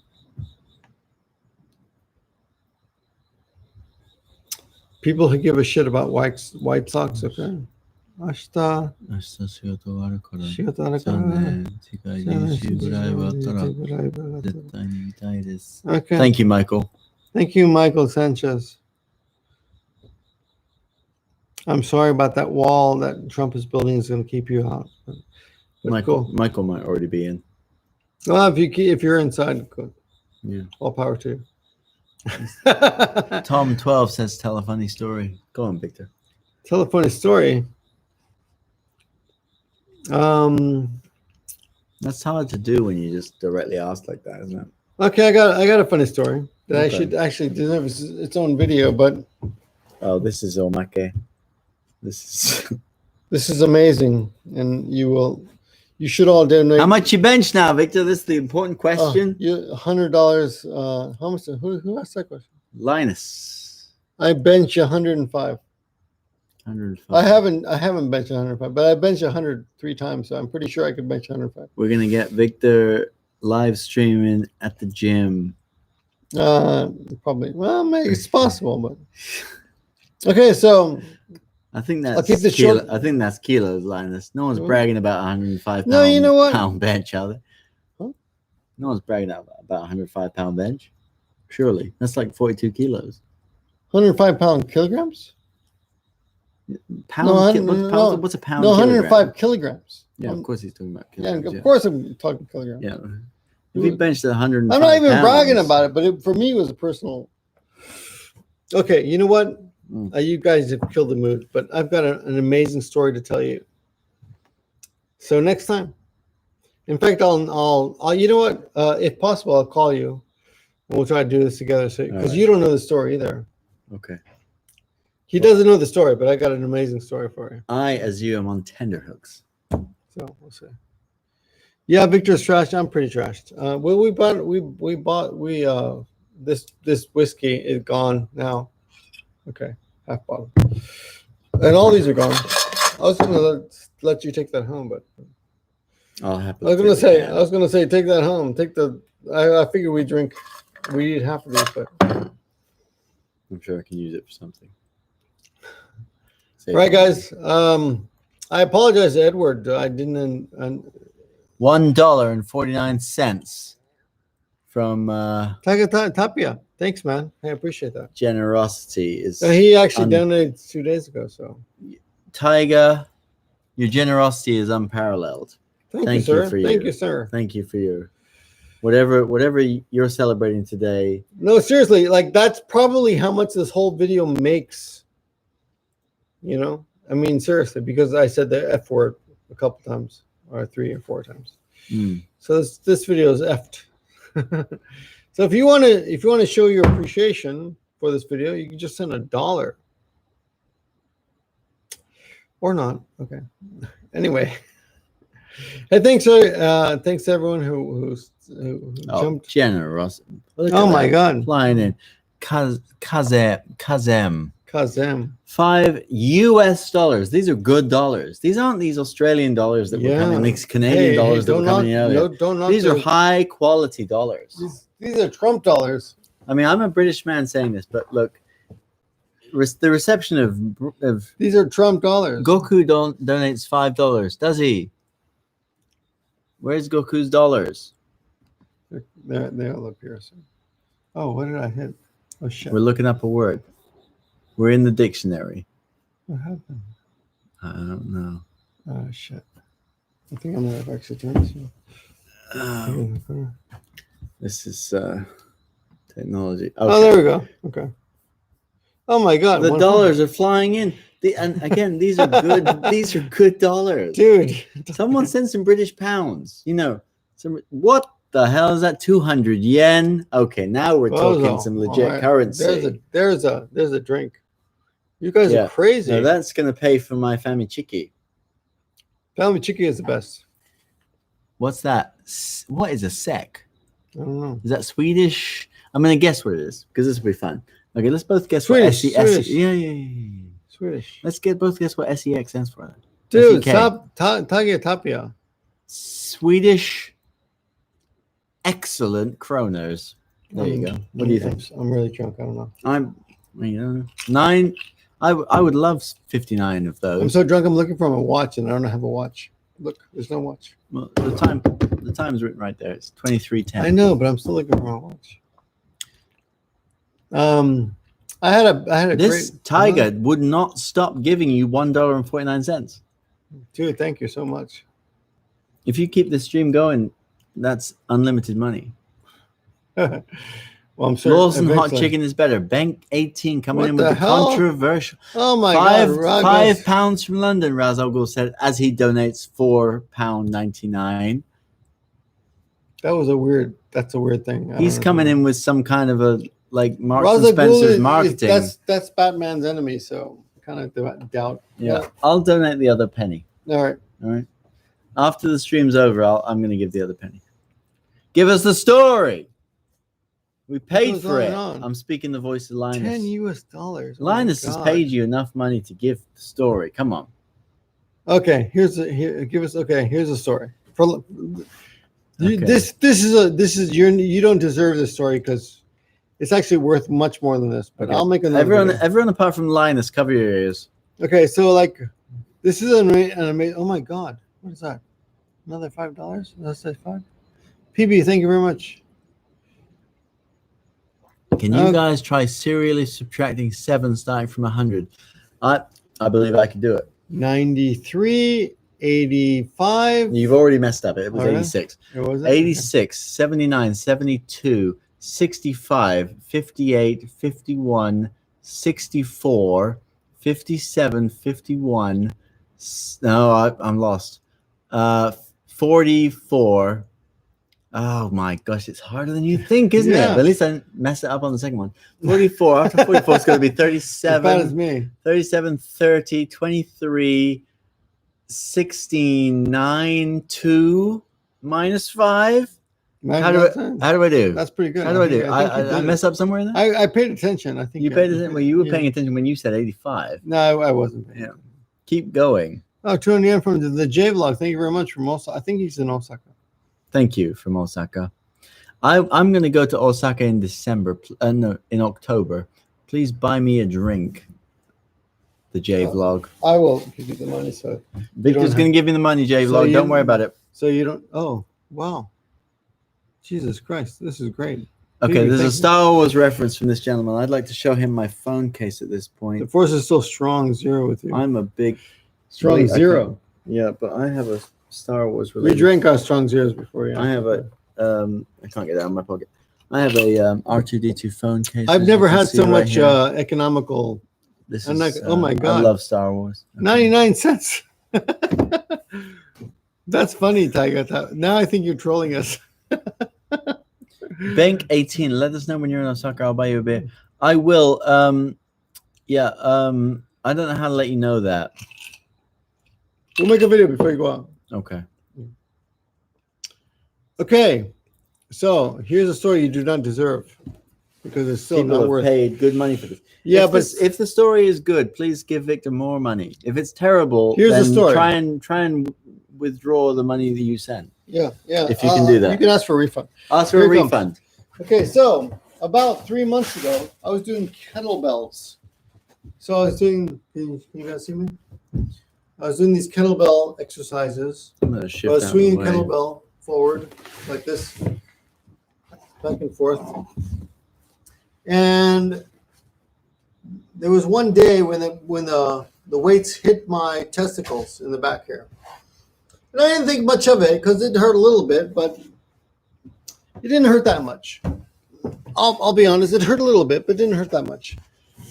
And I was doing a live show, so I was in a very good mood. I was like, okay. Nothing, no big deal. 2 days later, I had my son. What was my wife doing that day? I don't remember. We're not divorced, but for some bizarre reason, we were apart that day, and we thought it would be nice occasionally for me to spend the whole day with one of the children. To because I work most of the day, just to help me interact with him. So whatever. I have no problem with just to make things clear. I have no problem interacting with my children, but we thought it would be nice if I just took my son out with me one day. So, this is my first super chat. Thanks, man. Hey, I appreciate it. JMac 217. So I took my son. It was when Corona was just starting to get dangerous. We put masks on. We got on the train really early when there's no people on the train. We went out to the country, kind of near where my in-laws lived, so his grandparents, he gets along with very well. And we decided to walk along the river until we got to their house. And along the river, we brought our bug catching nets and cages, and we just try to catch things, right? Anyway, we had a great day. There was no issues. Long story short, we saw tons of turtles, tons of frogs. He caught turtles with his hands. He had a great day. We got to their house at about noon, and we started at 8 a.m., so it was like 4 hours later. Thank you very much, Tagia. And we had a great time. I spent the day at my wife's in-laws. She came later in the car with my daughter, Amelie. And we had a great day. It was just a dad, mom, and kid day. That day I went home. That night I went home. No problem. By that time I'd had a couple of drinks, so my wife's, she drove us home.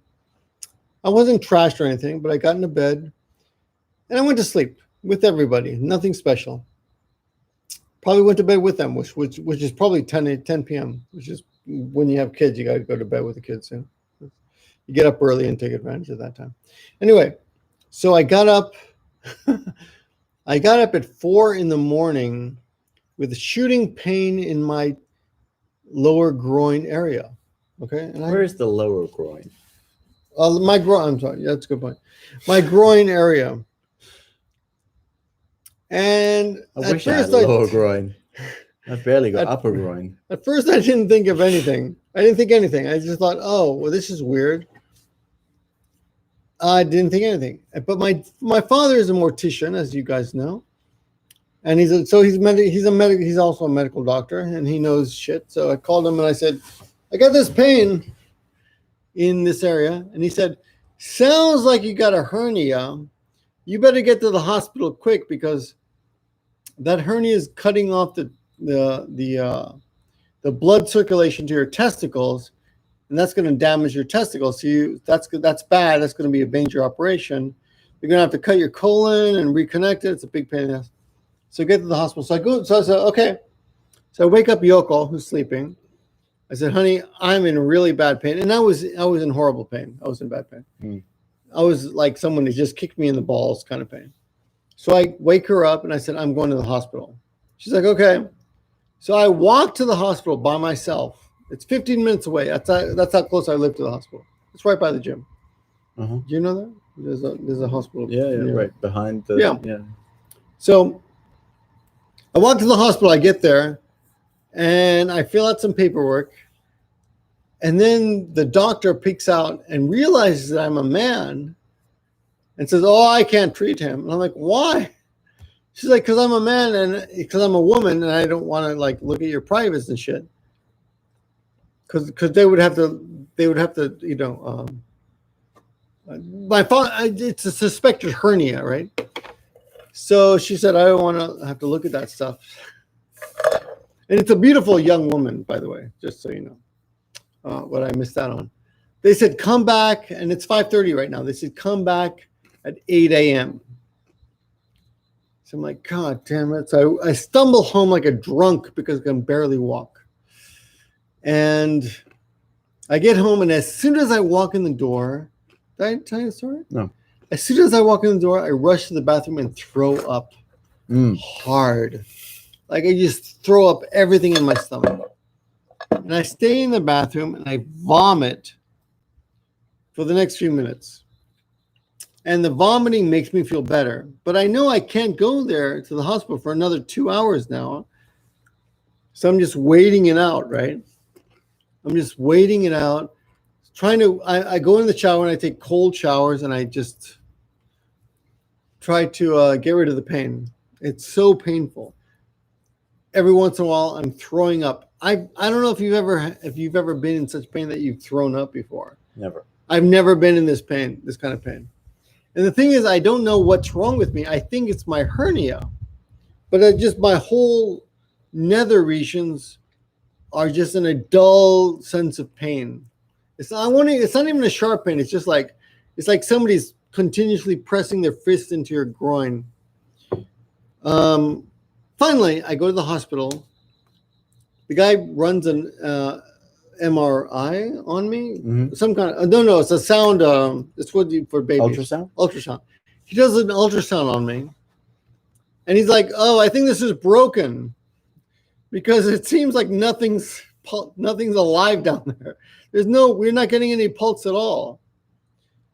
They said, but he goes, "Oh, it must be the machine. But I'm sure it must be just an infection. Go over there and get a blood test and come back." So I go over there. It takes an hour or so. And he goes, "And we'll have the results in an hour and a half." So I go, I get the blood test. My wife is still there. She took me actually to the hospital. I didn't have to stumble there. I go back there. I'm feeling much better because the guy says it's probably just a blood test, just an infection. We'll give you some antibiotics. You'll be fine. Go on your way. You'll be fine. You come back and he's like, "The blood test came back. It's negative. There's nothing wrong with you. This is bad." They call in another expert, like a much older doctor, who looks at the ultrasound. They get a new ultrasound, and then he looks at it and goes, "Is this thing broken?" Which is not good. Then they say, "You know what? We need to get you to surgery right away." So they rush me to surgery. Are you guys still listening to this? This is my fucking life flashing before my eyes. They rush me to fucking surgery suddenly at like 9 a.m. in the morning now. All the time's passed. And on the way they say, there's a chance that you have a hernia, and the hernia, your colon is outside and it's pressing on your testicles, and it has stopped all the blood going from your testicles to your testicles. So we may have to remove your testicles. Okay? They tell me this seconds before I get on the table. How would you feel? Wow. Do you like your testicles? These are loaded questions. I'm fine with them. I prefer that they exist. I don't want them to be apart from me. Yes. So they tell me this as minutes before I get on the table, and they tell me you're about to possibly $5 for Vic's nuts. Yeah, that's right. What? Look at that. Well, yeah, people are paying money for you to still have your Thank you. nuts. So they pay. They tell me you may lose your testicles. Mixed nuts. Thank you. And I go into the $5. operating room. Okay. And they tell me, they said, "By the way, you may lose your testicles." Like, what? And I'm looking at my wife's eyes, and I'm in goddamn shock, and I'm trying to be strong. And my wife, honestly, I can't read her face. I don't know what she's thinking at all. But I'm thinking to myself, God damn it, I'm gonna maybe come out of this operation as Victoria, not Victor. I'm honestly thinking this. You'd be a good singer, though. Maybe. So I go in there with this understanding that I may lose my testicles for life. And anyway, they gave me a epidural.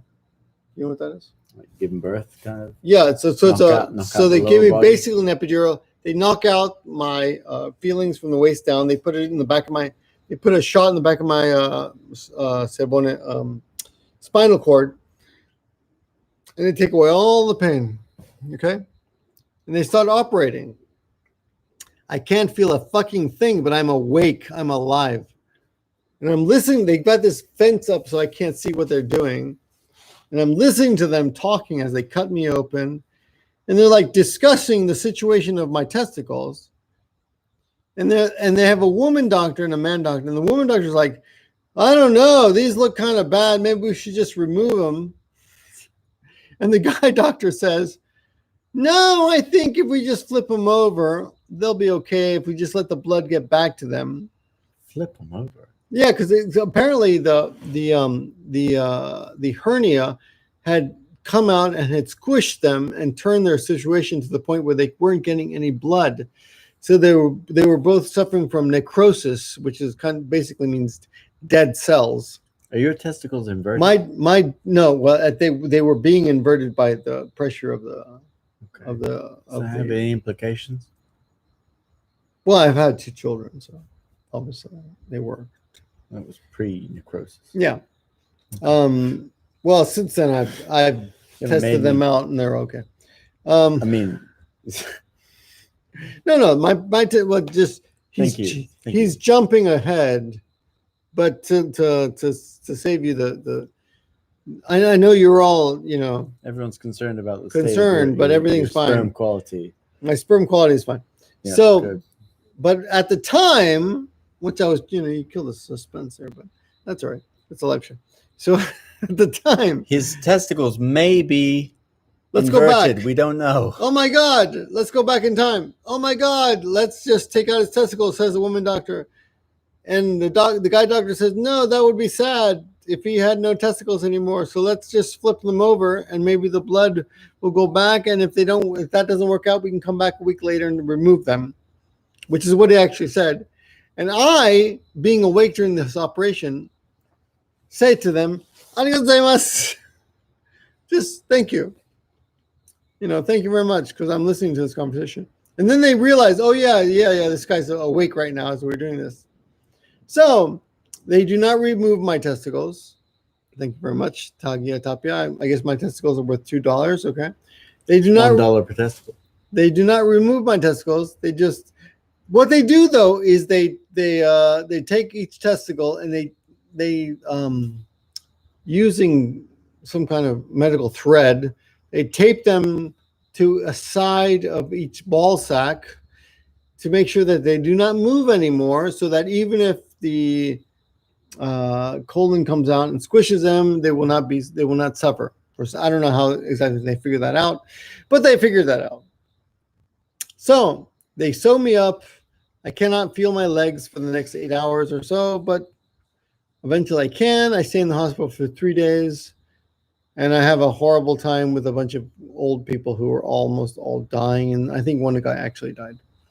And I go home on the 3rd day, and everything's fine. And a few days later, my wife and I test out the equipment. Everything works okay, so I'm very happy. But I will tell you that there was a time of about 24 hours in which I was terrified that I would be like a new Kardashian, story. Oh, okay.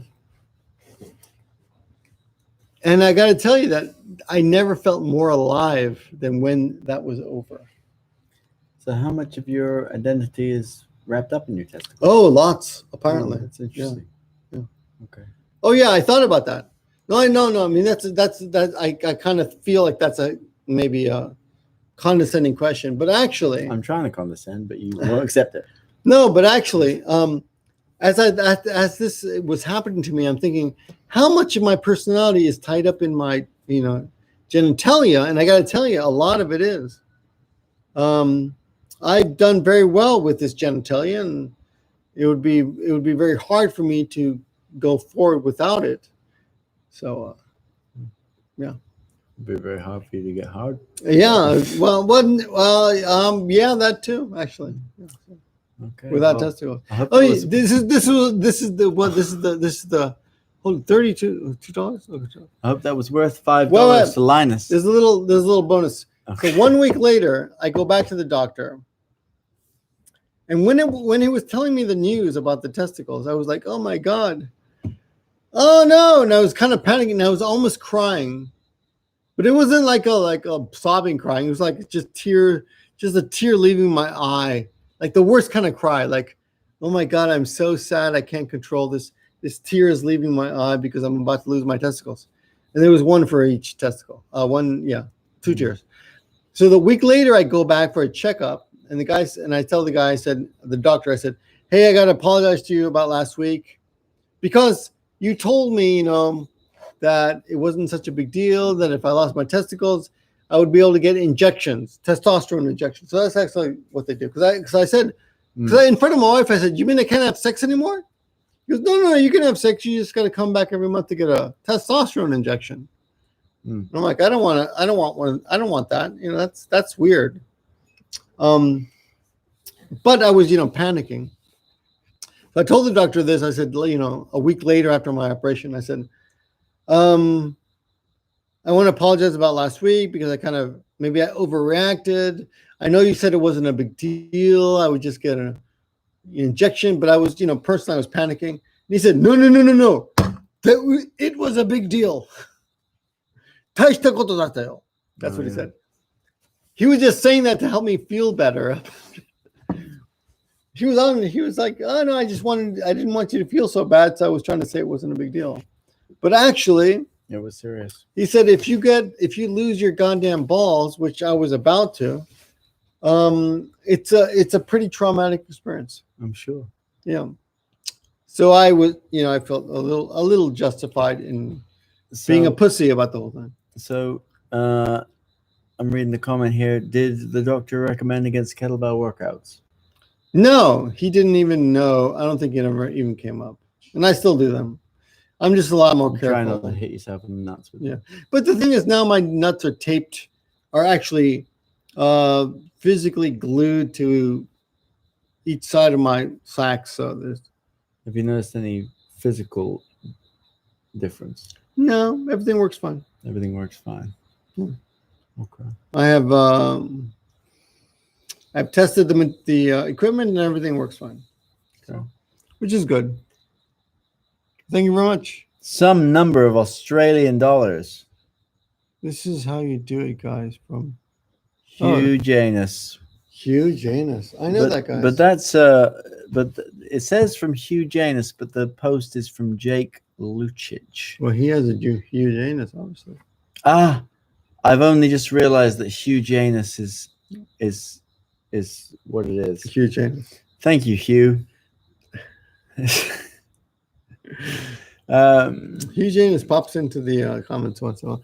I've actually met Hugh Janus. I don't know if it's the same Hugh Janus, but many years ago, Hugh Janus came to my school. I had the pleasure of meeting Hugh Janus. Okay, but I didn't know that was how it was spelled. I was assumed Hugh Janus spelled it with a GH, not a W. That's like the Welsh spelling, right? Anyway, I got to tell you that it was pretty shocking. It really made you think about what your identity was. But honestly, I guess in the end, I'm not faced with that identity crisis.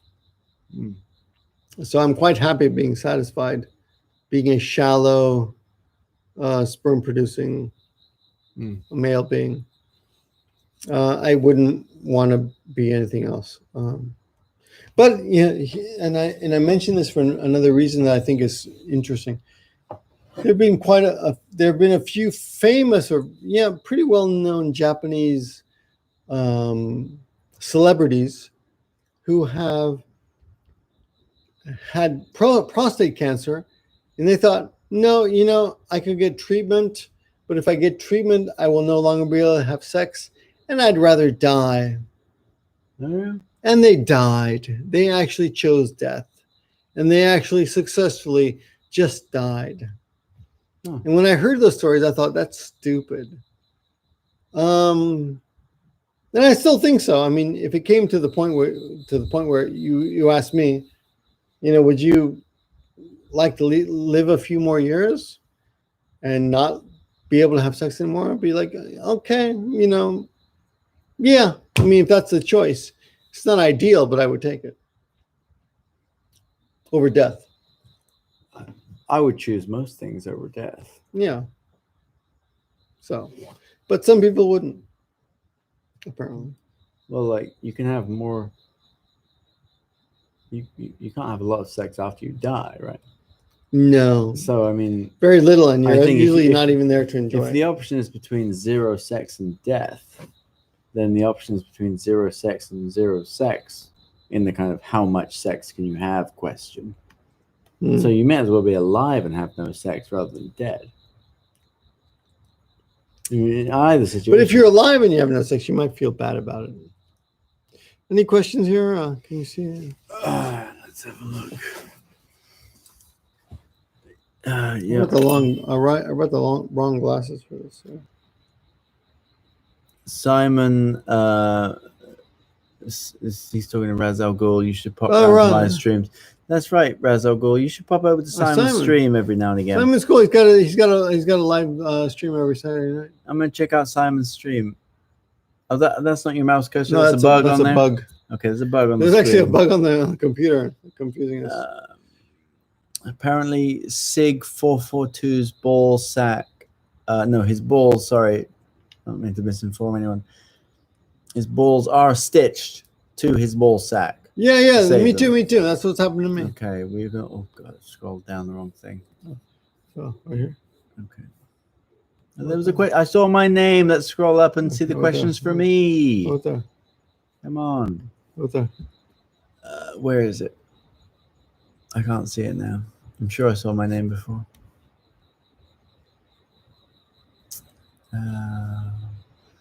Where's my name? I think you're below that. Was I below that? Oh dear. Yeah, it must have been. I don't care about any of these things. No. All right, sorry, I must have been mistaken. None of these questions are for me. All right, I don't care anymore then. Hey, Johnny in Japan is here. Johnny in Japan has a very good drinking blog. I got my whiskey ready. You guys ready? Oh, dude.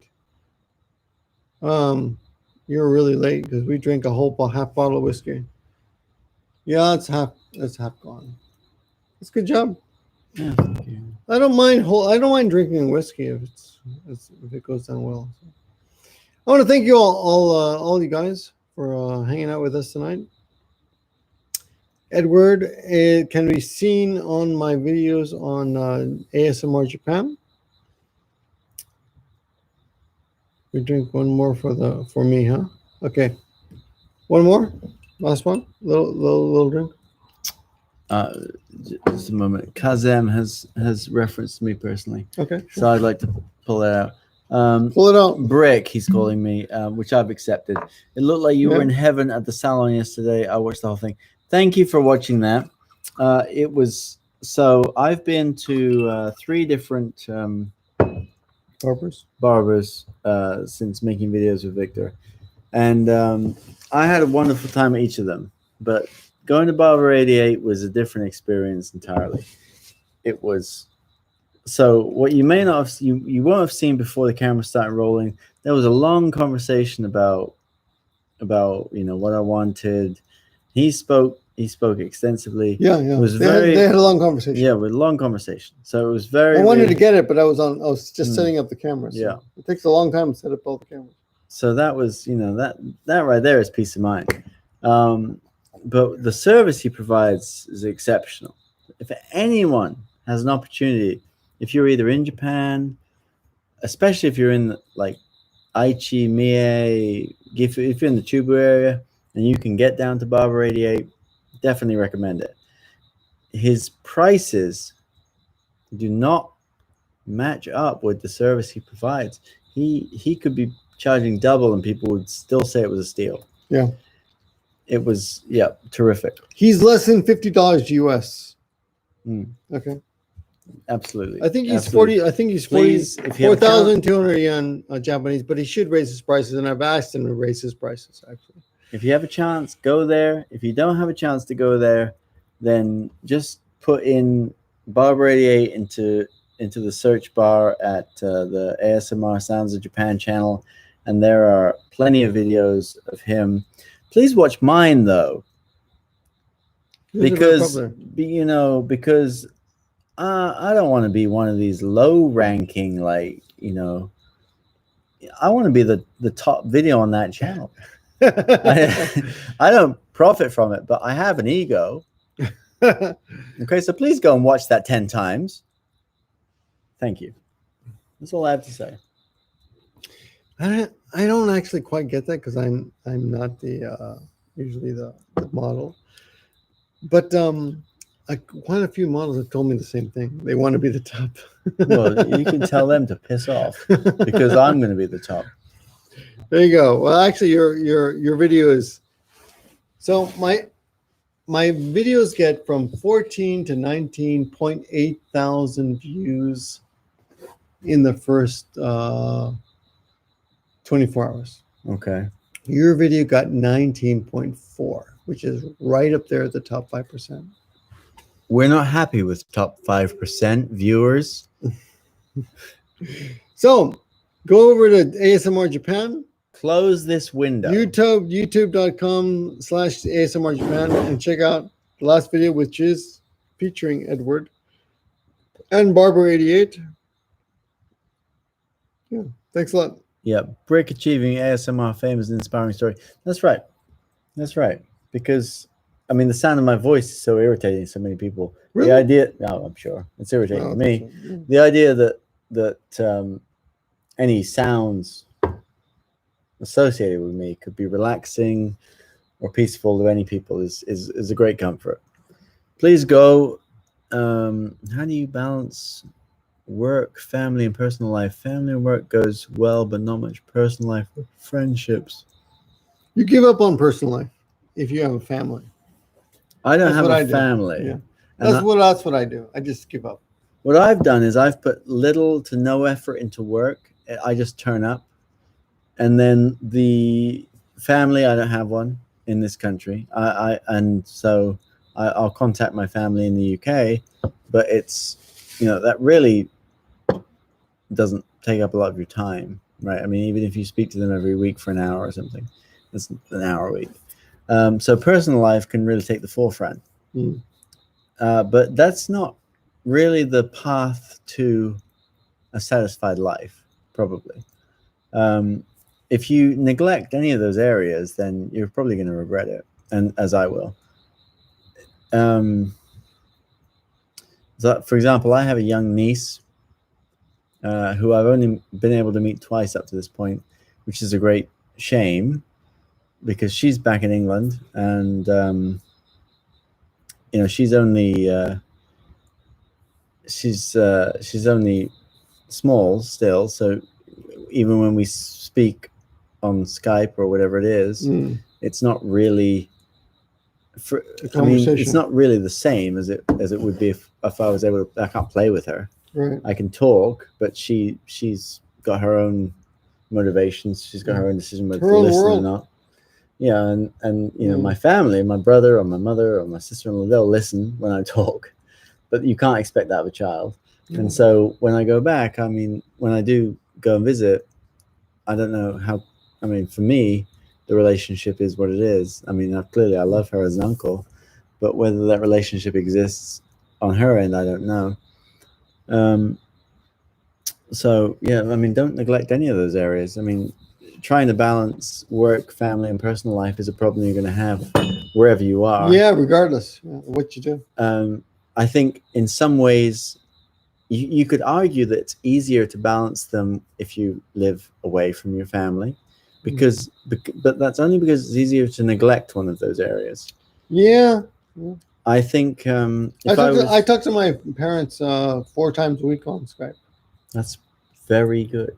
And you told me tonight about a coworker who speaks every night with her. Absolutely, yeah.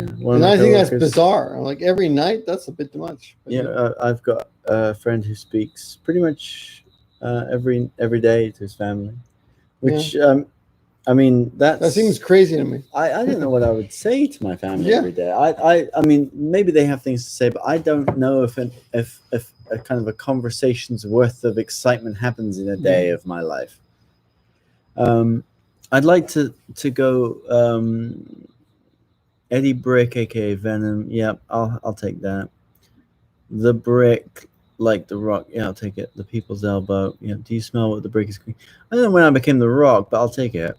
We gotta get going. Well, actually, I mean, I don't mind. We just drag it out, but I gotta pee. Okay. Well, I mean, you want to do that on live stream or no? No, but Okay. $5 to anyone who wants to see Victor. I'll give him the $5. Don't worry. I don't have any dollars. it's time to go. Yeah. But thanks a lot for hanging out with us. Yeah. Johnny in I Japan told has to you- pay too. I told you in my last video. $2 coming thank in. you. Thank you very much. Spoken like a true Jedi Burke. That's pronounced Jedi. Oh, Jedi. Yeah. Sorry. Jedi. Sorry. You can mix like Jedis and Venom characters. I didn't know that. This isn't Eddie Brock. This is the nickname that I've acquired Oh, okay. because you called me Brik in the. Oh, okay. Sorry. I apologize. Yeah. So feel free to. So I don't have any social media apart from Instagram, which is. Thank you. No one's following me on Instagram because I have no Armando, posts. the Wanderer, But feel free to do that. Victor's no going to go. posts? No, I have no posts. Huh? Let me. I'll try and add a post. But I want to see. I want to see at least 2 followers coming from this video. We can do it, guys. Come on. 2 followers to what? My Instagram. Okay, you want to put your Instagram in the description? Okay, Yeah, do that. okay, I can do that. So, I can do there's that. no posts on there. But if I get 2 followers who message me, that's not an ambitious target. Yeah, Two it's followers really- who message me to say, show me something about Japan. I will show you a picture of everyday life in Japan. probably penis shots, but okay. Well, So that's I will. what my everyday life looks like. All right. So I will come back in with probably at least 8 hours. I might fall asleep.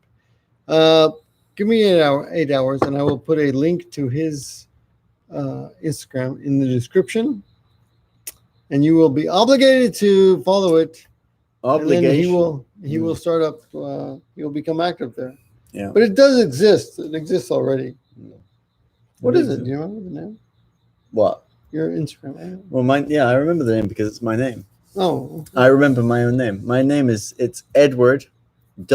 Edward.J.Matthews. Easy. What's the dot? Is it actually dot or underline? It's a dot. Otherwise, I would have said underline. You can do dots on Instagram. I didn't know that. If you can't, then my name is incorrect. Okay. Cool. Good night, everyone. Thanks for hanging out. Oh yeah, Linus has got it. Thanks, Linus. See. Oh, you know what, Linus? No, you haven't got it. It's 2 T's in Matthews. Yeah, you screwed up. No, he didn't screw up. I wasn't clear.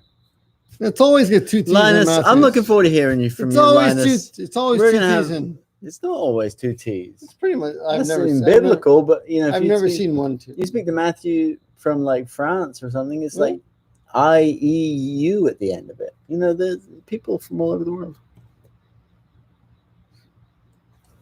Oh, he doesn't have an Instagram. What? Linus, what we're talking about? I'm here for my Instagram. Oh, anyway. Fake news. All right. All right. Thank you very much. I'm gonna go run and take a leak.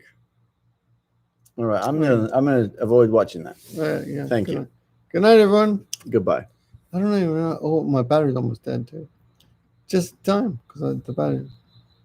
Oh, how do we close this? You just close all the windows. Just shut the screen. See what happens. Yeah, I can do that. Oh no, it's still there it is. streaming. Oh, yes, There we me. Okay, there we go. It's Oh, we closed it. 11:48 Oh, we p.m. closed. Okay, we close it. Oh.